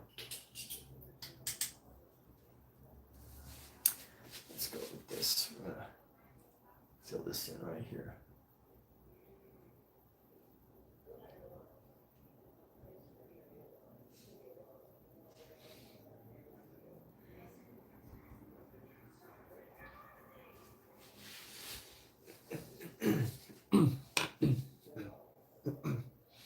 You know what? We're gonna take a big brush and we're just gonna do a nice big sweep over of everything with some red, with our burnt sienna here.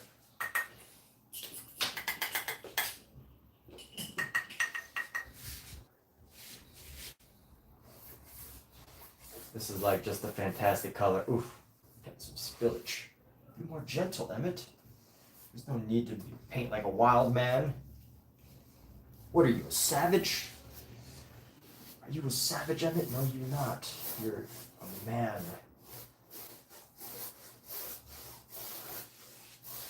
And honestly, I might just go ahead and paint this section first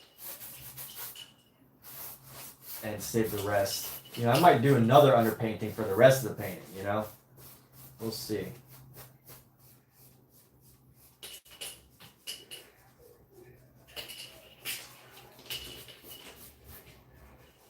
I might do a totally different underpainting color for the rest. So that's why this is what experimentation comes with, right? What if there's no uniformity? How does that affect the painting if there's a lack of uniformity across the painting of an undercolor? Let's see what happens. I can already guess what's going to happen. As long the colors could clash, you know. But is it possible to make it actually look good? I don't know. We'll find out. So we're going to bring this into this section, and you know, we can still see some of the stuff underneath, which is great. Got this.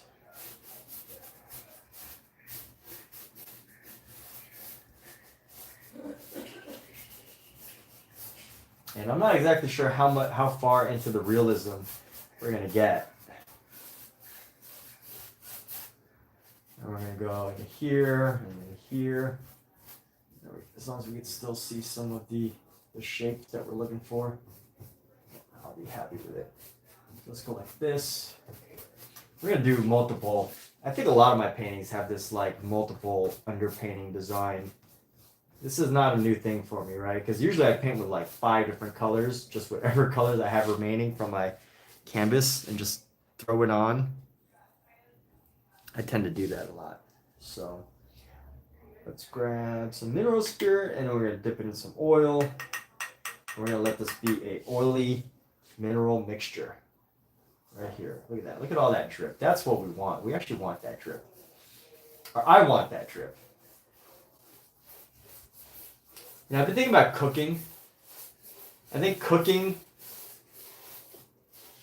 can definitely be more like chemistry, you know? Like, you have to have certain... You can't... If you put too much salt, you're going to notice, right? If you put, you know, too much flour when you're baking, you're going to notice. If you put too much MSG, I don't think people will notice. But if you put too much, like, sugar or other ingredients, or, like, you know, if you don't have enough oil or too much water or whatever, when you're cooking, it's like chemistry. Painting is art, right? Painting, as much as there is technically a formula, as much as technically there is a formula to painting, like, you know, you sketch it out, you draw it, and you paint it in, right? That's formulaic. And, you know, I'm not criticizing it or anything. There's a formula. But as much as there's a formula, you know, I think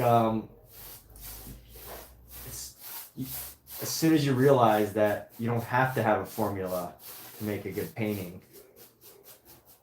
I think you free yourself. Although I kind of am using a formula, right? I did the sketch. I'm doing this underpainting. But do I have to do it all the exact same way? No, I don't. I could do it however. I think that's where the difference is going to shine through as far as this artwork. Differences and similarities. I think most people really like to see a new painting. They don't really like to see me working on the same thing for hours and hours or days upon days, but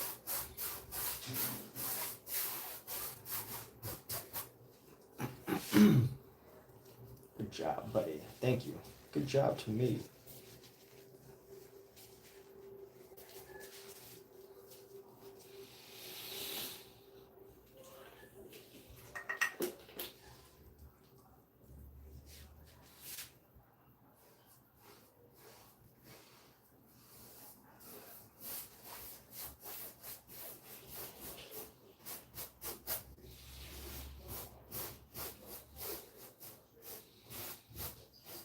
Alright, here we go. Alright, we're going to come into here. We're going to bring this down. Let these colors really fill in our space. And then we're going to paint around in the remaining space. Totally different. Something totally different. Just different.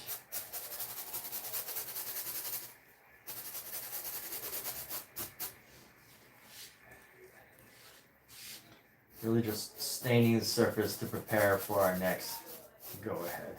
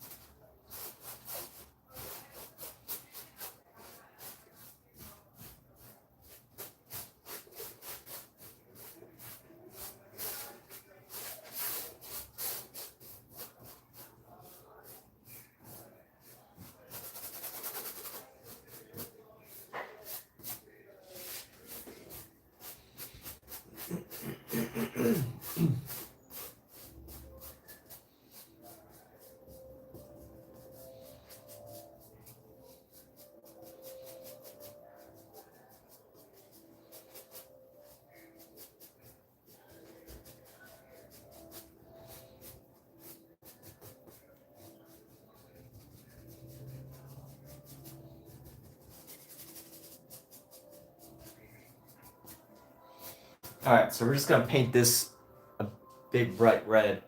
And you know what? I might even go into this other section, just go green everywhere else. So we can have this like contrast between green and, you know, this should make a tool, like a camera that if you were to, oh, you know, it'd be great, like a wheel. Here's an invention idea. So a little wheel, and you could peep through the wheel in the little hole. And if you peep through the hole, you can match the color to the whatever color it is on a wheel, right? Like say that,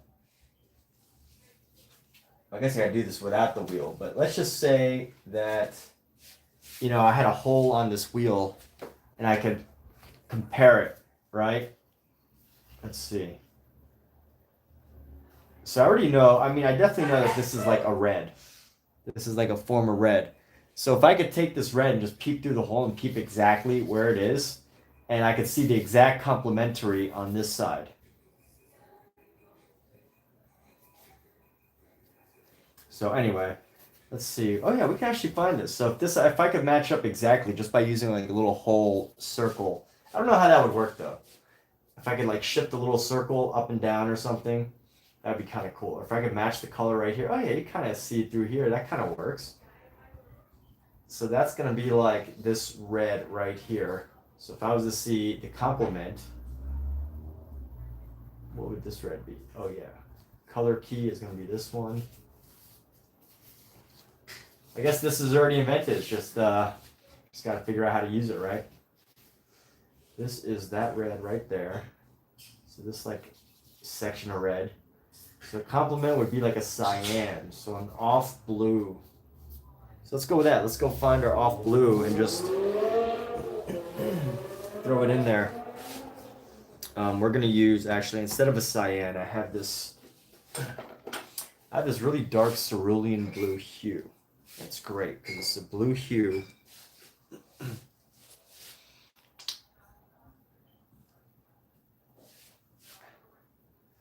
And I think if we darken it a little bit with some, then we could end up darkening it just a little bit.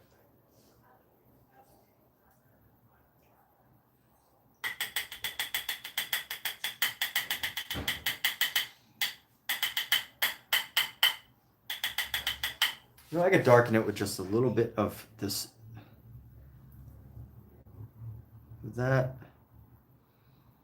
maybe some brown, some yellow ochre. Let's grab some of this yellow ochre, bring that in there.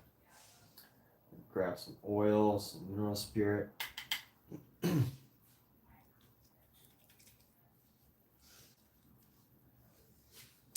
gonna get the rest of this area here painted in.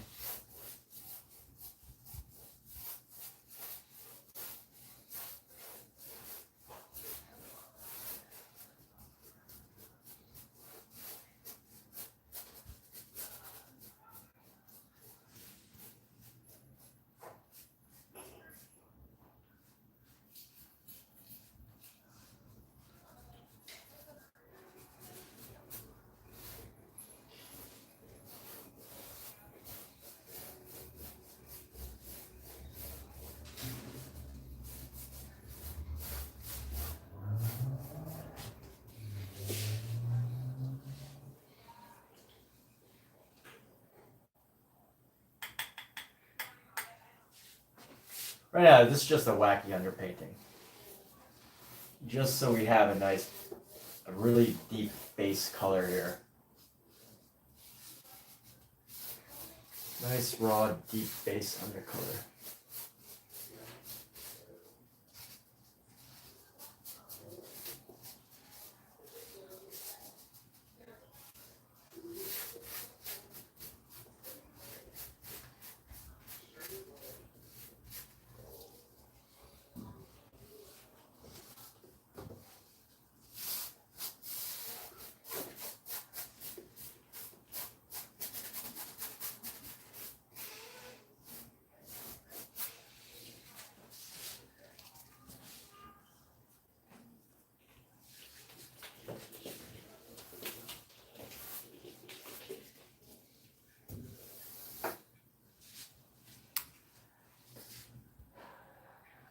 Kate, you are always the top fan. That is an amazing achievement. They should have a streak of like, if I was keeping track, which I'm not, but I probably should. You've probably been the top fan at least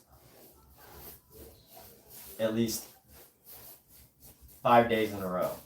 I think there was one day in the past little while recently that you were not a top fan.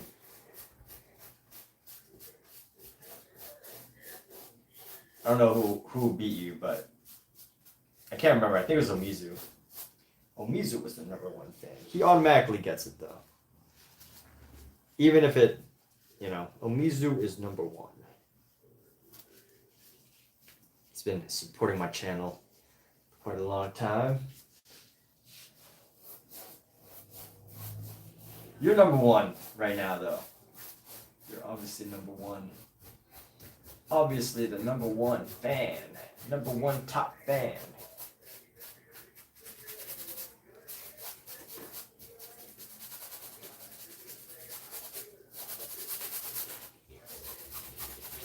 I love this like drippy aqua color here that we got going on.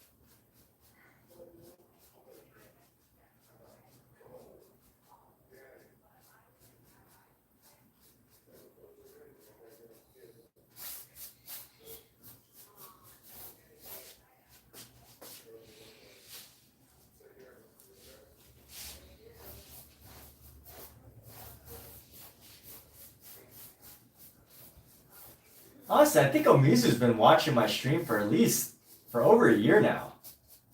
Must have, it almost feels like 2 or 3 years. Maybe even longer. I don't know. I feel like Omizu's definitely been watching my stream for almost 2 years, so. But, you know, Omizu doesn't compete to be the #1 fan. I feel like if you were to beat him as the #1 fan, he would totally be cool with that, and it would like not be like, what? No, I'm the #1 fan. You're the #1 fan. No.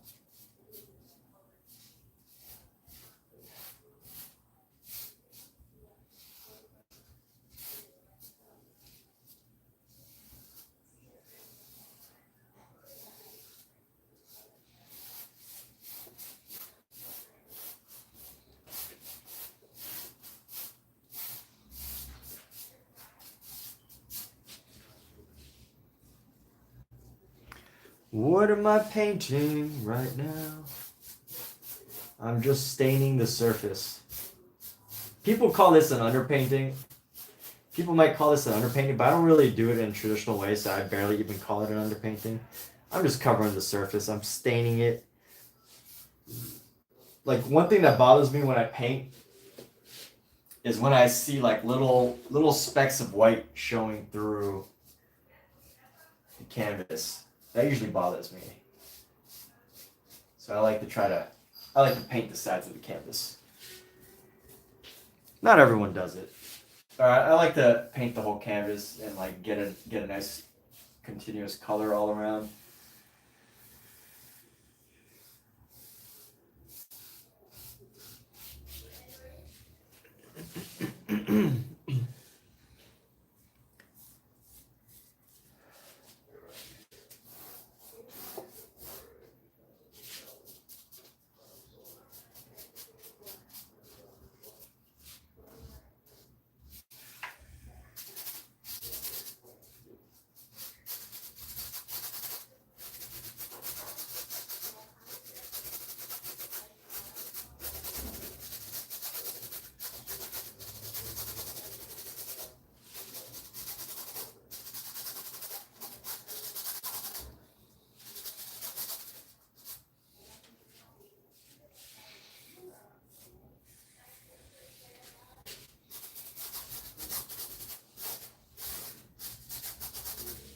I'm pretty sure there is a faster way or a more efficient way of doing this, but I actually like the process of spreading this paint. It's actually very, very relaxing.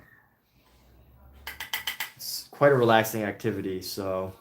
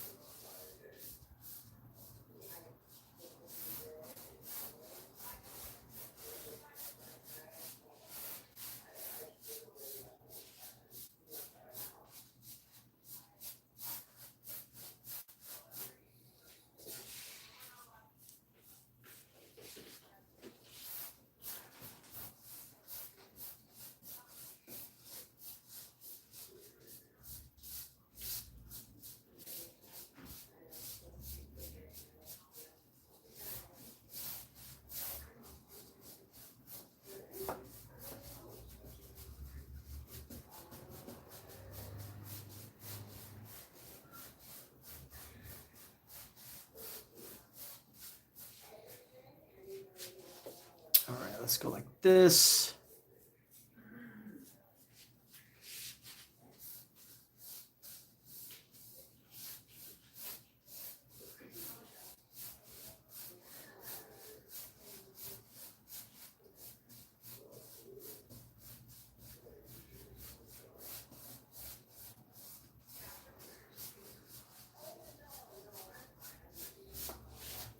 This is actually a beautiful little painting in itself, you know.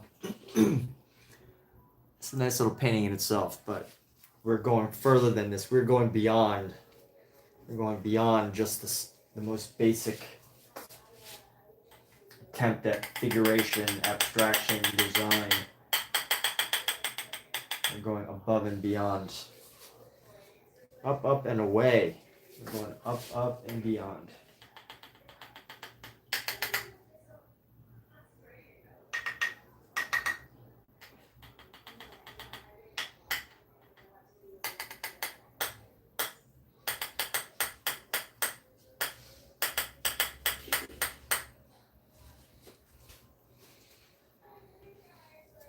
What time is it?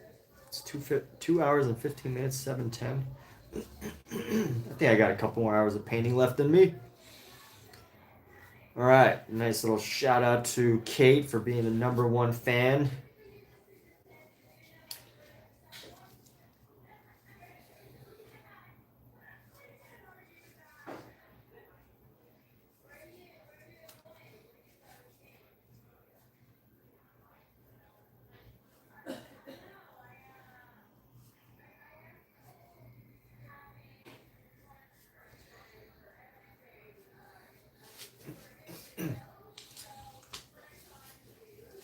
And here we go. Let's work that whip off my hands.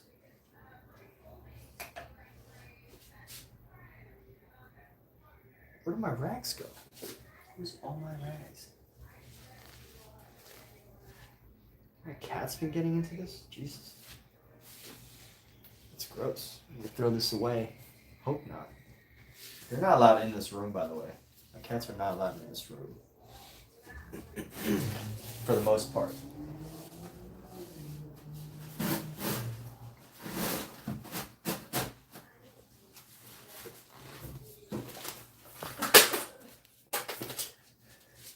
What is that?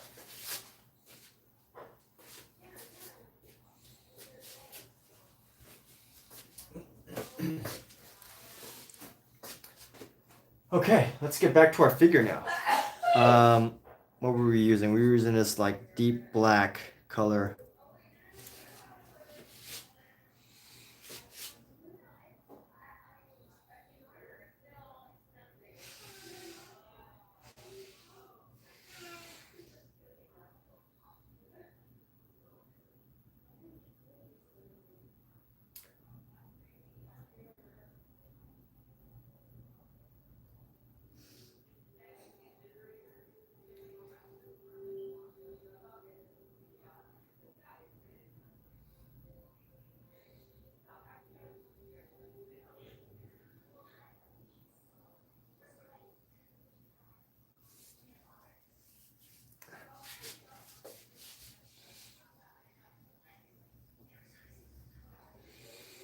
And then we're going to go across the other side.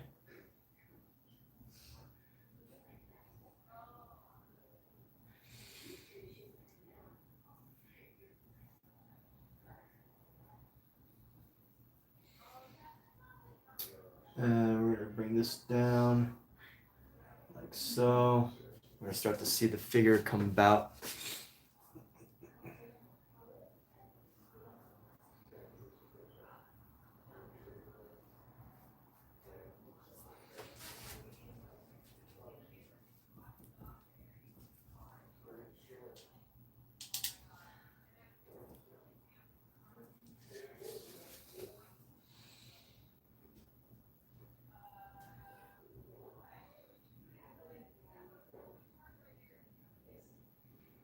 That should be separated about half.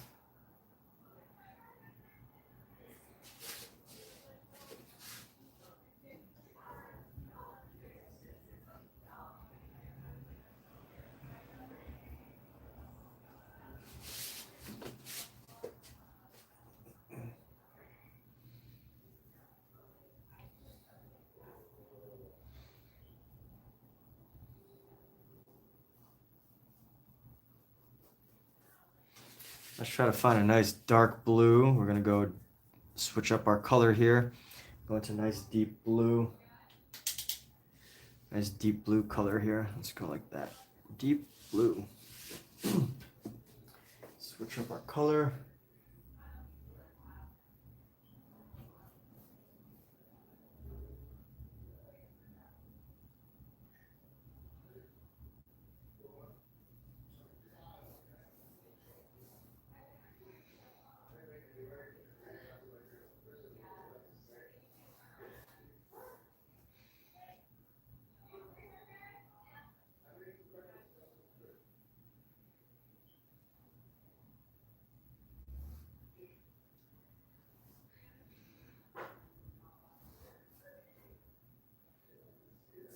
Oh, my laptop's about to shut down. No.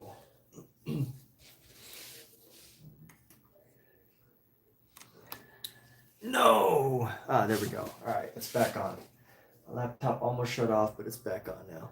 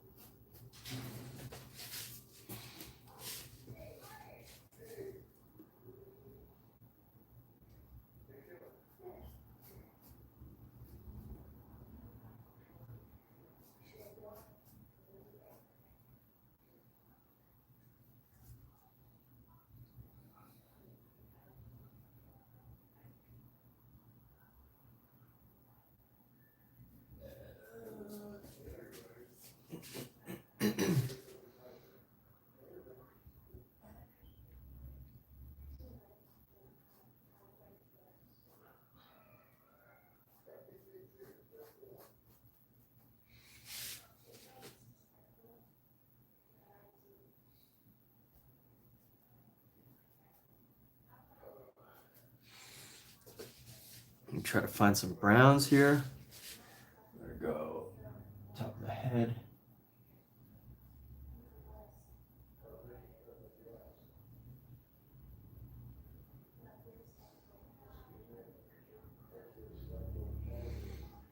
Let's see. It should be maybe a little bit higher.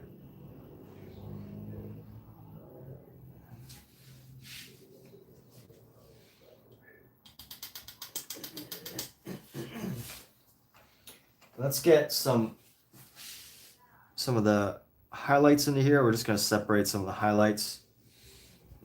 And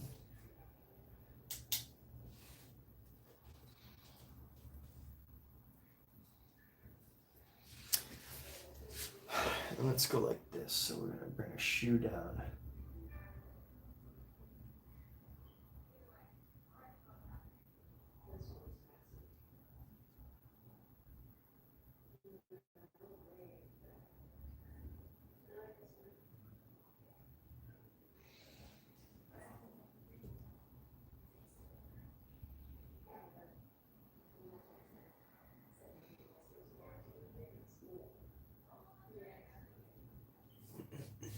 Ready to get another shoe. We want to get the shoe right around here, actually. Oh, what did I do? I brought that all the way up there. That was a mistake.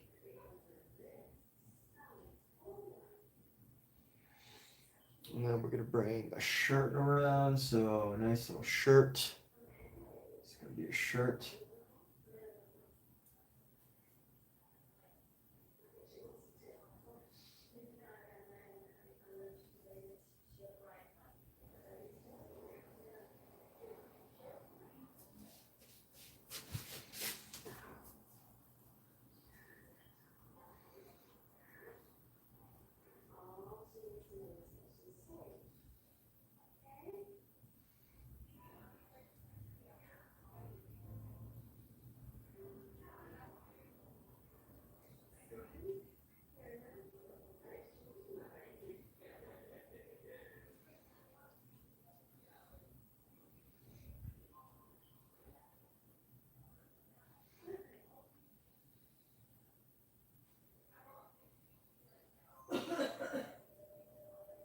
You right, Cat?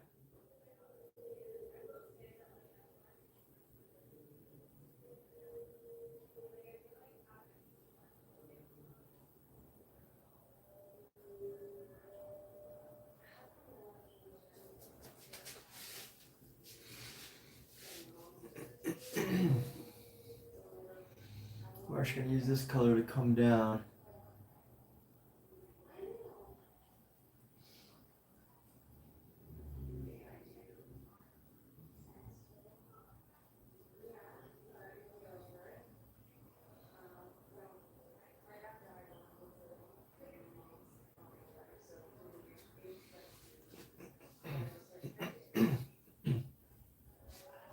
Part of me wonders if I should make this like, this like kind of looks disturbing. It's very Munchian right now. It's a very Munchian painting in its current state. Munchian, and when I say Munchian, I mean like, it has like that Edvard Munch. It's just very like abstracted faces, but not quite the brilliance, that Munchian brilliance of like emotion and story and like all that. I'm just saying Munchian as in like Edvard Munch. The way he painted, his method was just very, very rough.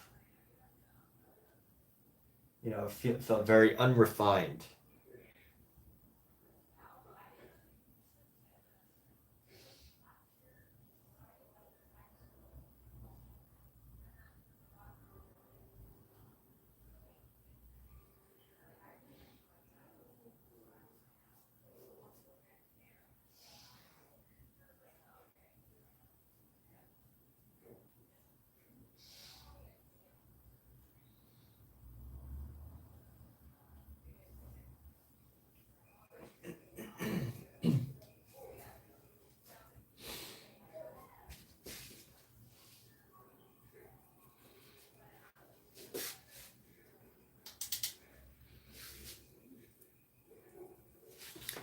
Go with a nice dark wood table.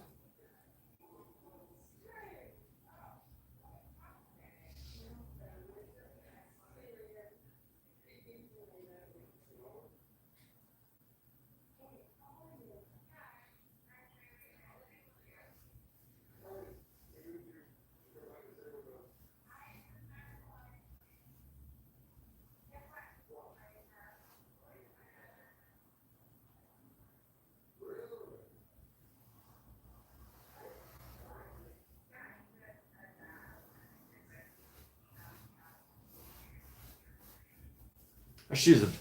This brush is too delicate for me.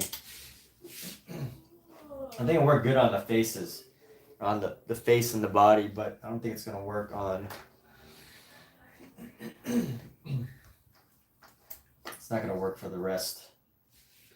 This was good while it lasted, but I need a slightly rougher brush now. Brush to do a different job, a bigger job. I need a brush for this table.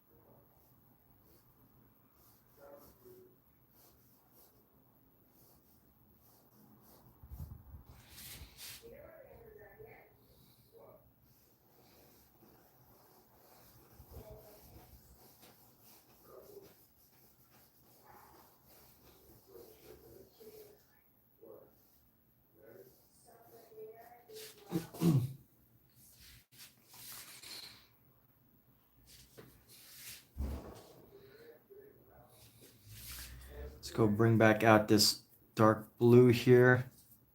We'll try to get this nice dark blue.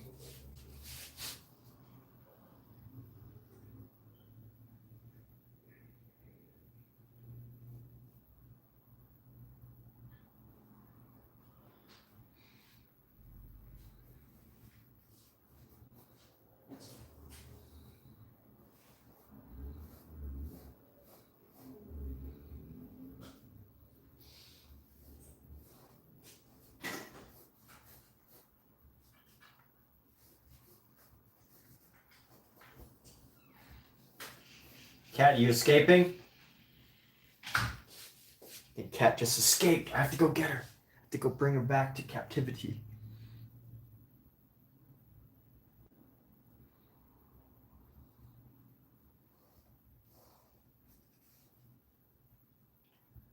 Kidding, people. She is not. She is of her own free will living with me.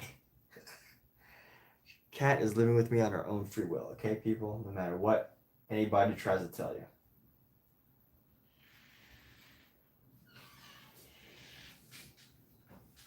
Is that right, cat? What? I said that when you were leaving, I said that you were escaping, and then I said that you were here living with me on your own free will. Oh, yeah. Jokingly. It's a joke, it's a joke. I keyed.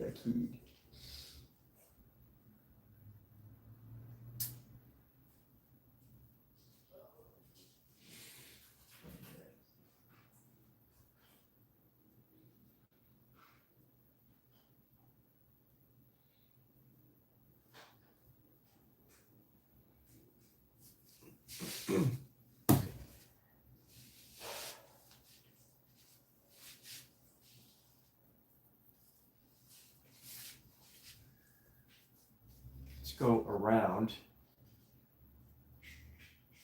You know what? Let's paint something slightly lighter around him.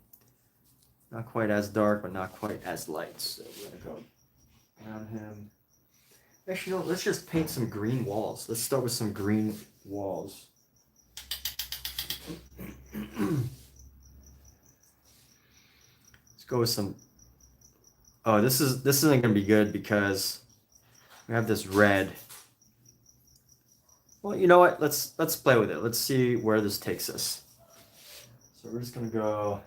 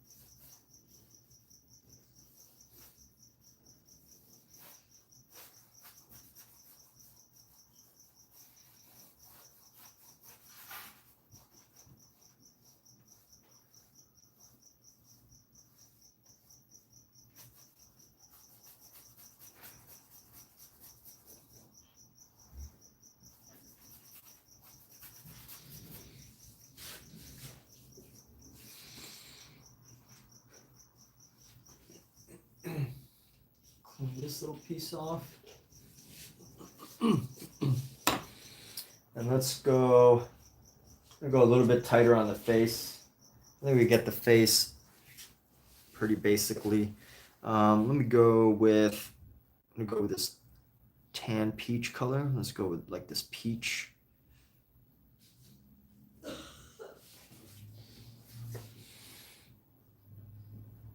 And it's gonna come around the neck. Oh, not enough peach, needs more peach.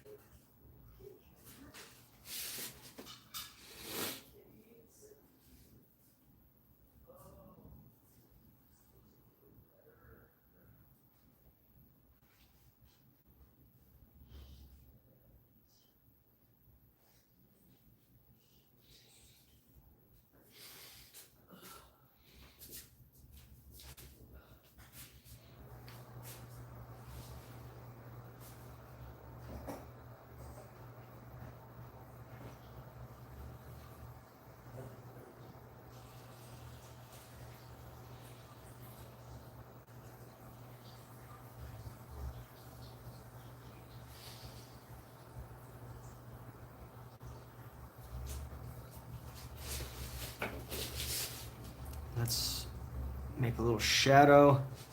Make a little shadow color underneath.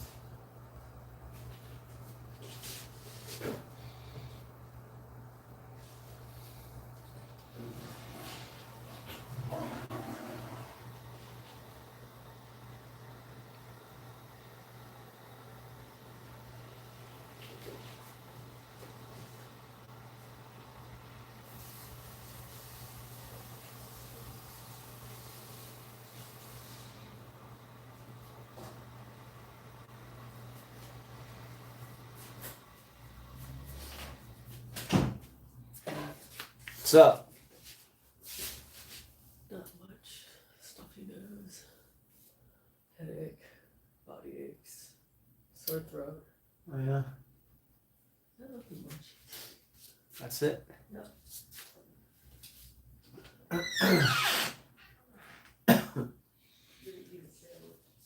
Sandwich.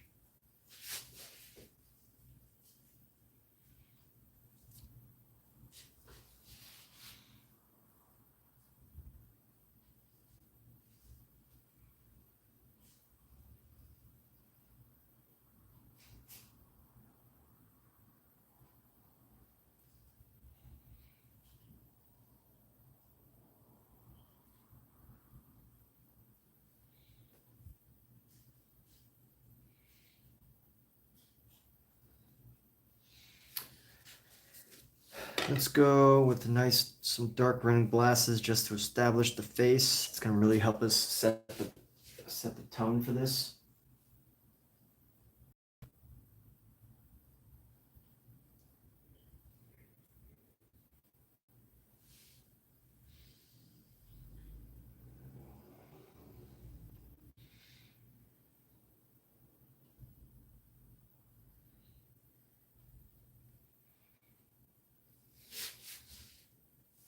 Come right around to the corner of the face. We go a little past the face on this side. Actually, quite a bit past the face.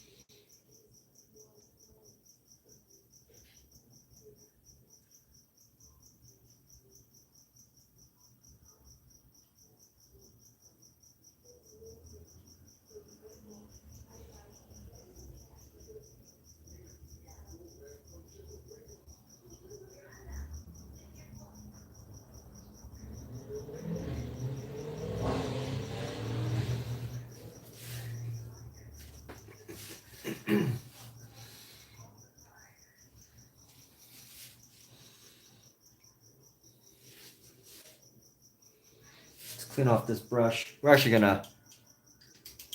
Yo, Christopher, my dinner with Andre. Who's Andre? What is your dinner with Andre? I need a food break in a few minutes. So I'm gonna add a few more details here.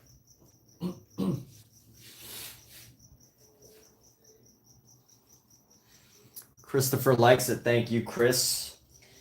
Thank you for being a wonderful enjoyer of this painting. Appreciate that. Why are the walls green? Because, just because. Why is anything green? Why is the sky blue?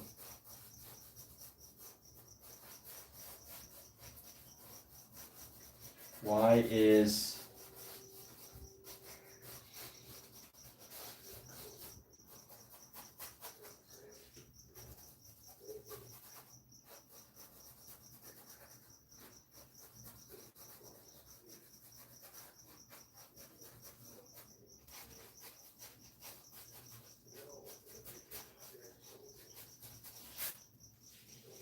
all right.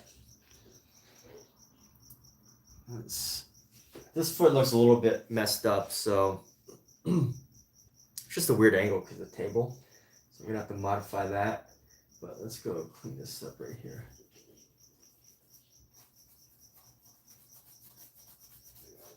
Who's Andre? Andre the Giant?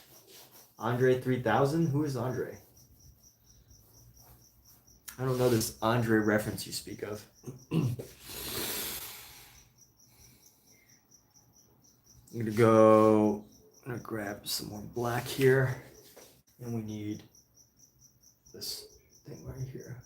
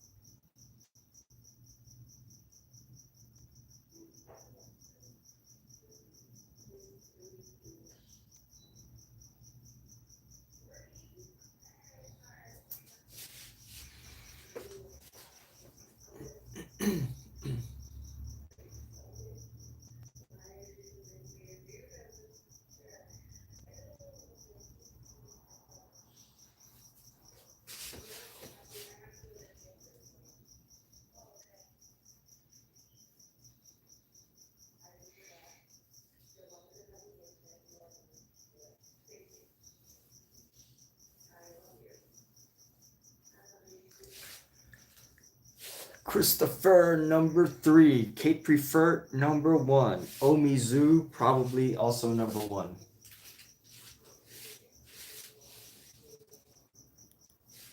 All right, we're building in some of the darker areas of this painting here. This will really help to create the contrast.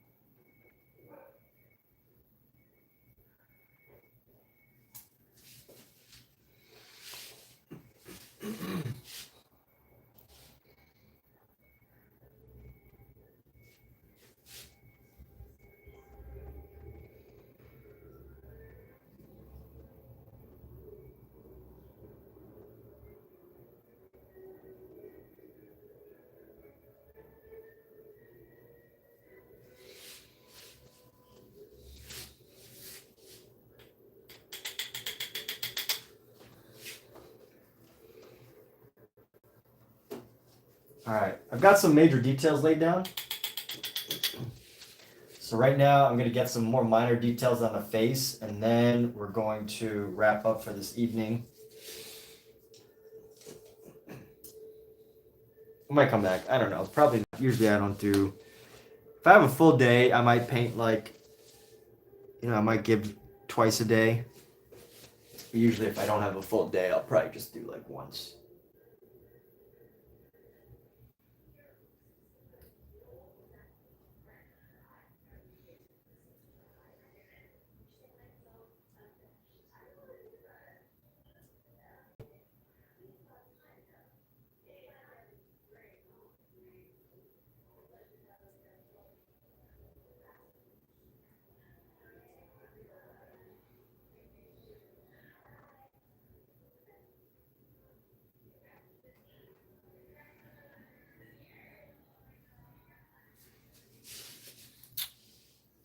Go a little darker with this color here.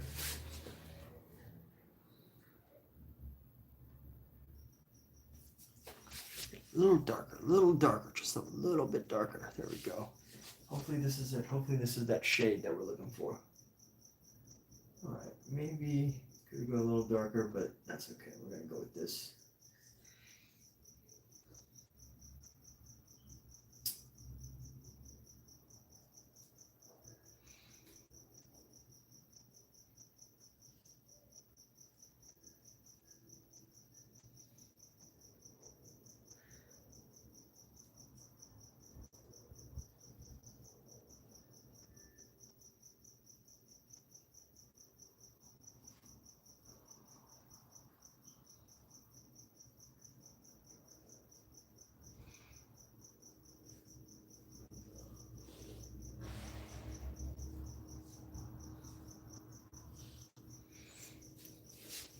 And let's work on the hair. Just let's give a few touches to the hair before we wrap up. Just want to add a couple little hair touches here. Hair is very important, you know? Hair is very important.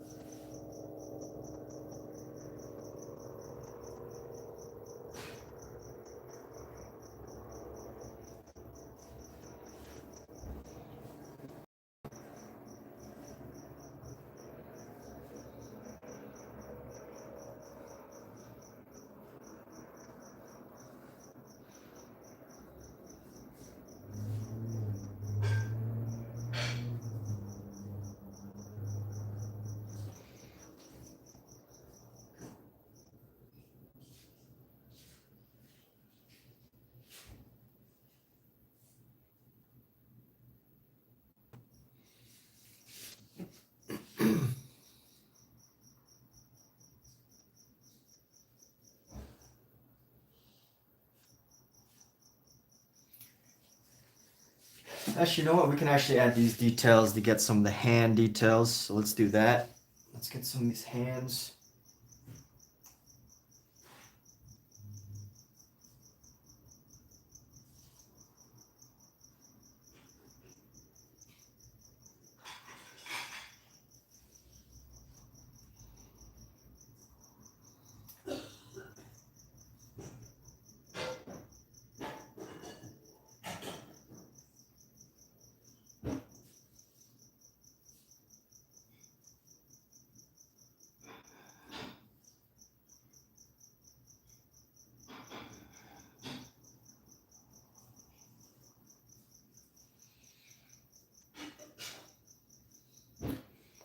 And we're gonna get another hand coming out from over here.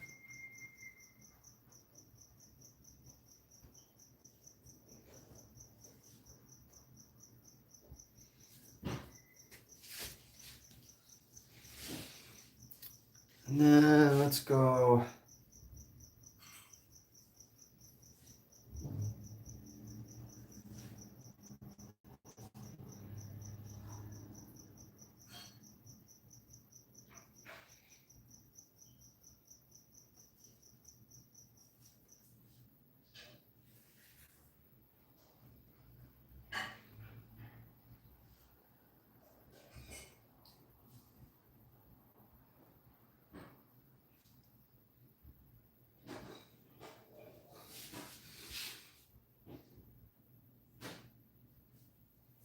Grab some more white just to define this, what's going on here a bit better.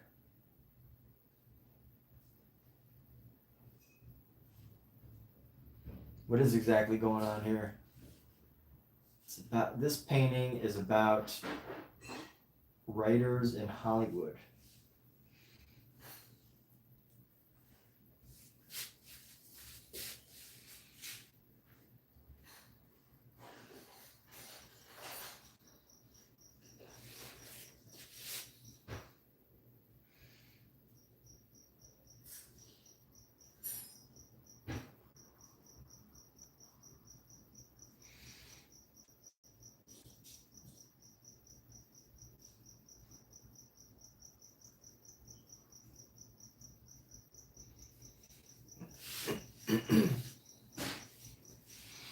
I'm going to grab a bit of gray here. Yeah, this painting kind of reflects a bit more about like what happens when I actually use my own references as opposed to trying to paint like somebody else. Because, you know, I frees myself up a little bit. You know, I'm a bit more free to like play around with ideas and painting style as opposed to, you know, trying to fit myself into a square hole or whatever that quote is. Fitting yourself into a round peg into a square hole or something.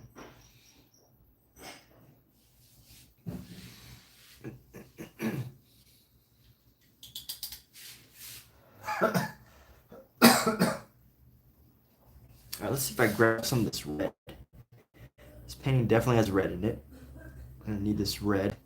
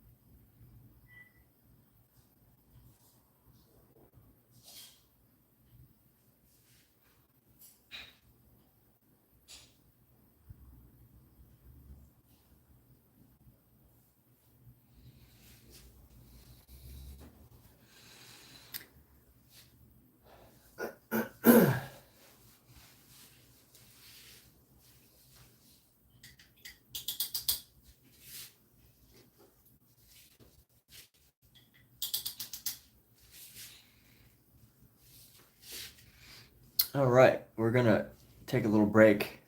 Well, not a little break. We're gonna break for the rest of the night, probably. We'll see. Break for the rest of the night.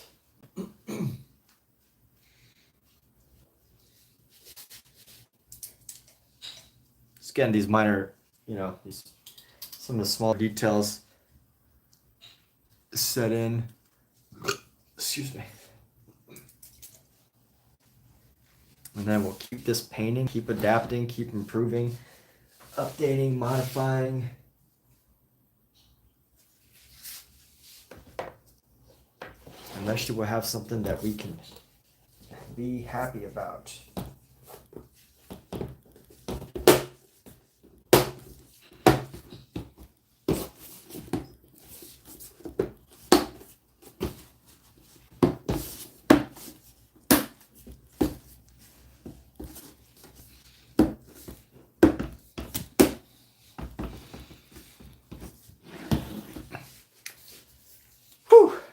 It's a good painting session. I enjoyed it. I had a good time. I always have a good time painting. If you can be painting, you'd be happy. If you can paint, you can be happy, people.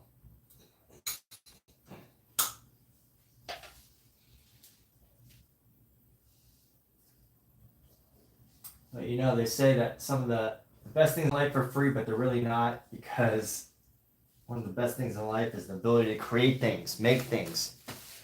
And maybe it's free for you, but it's, not totally free. Best things in life do cost money. There's a little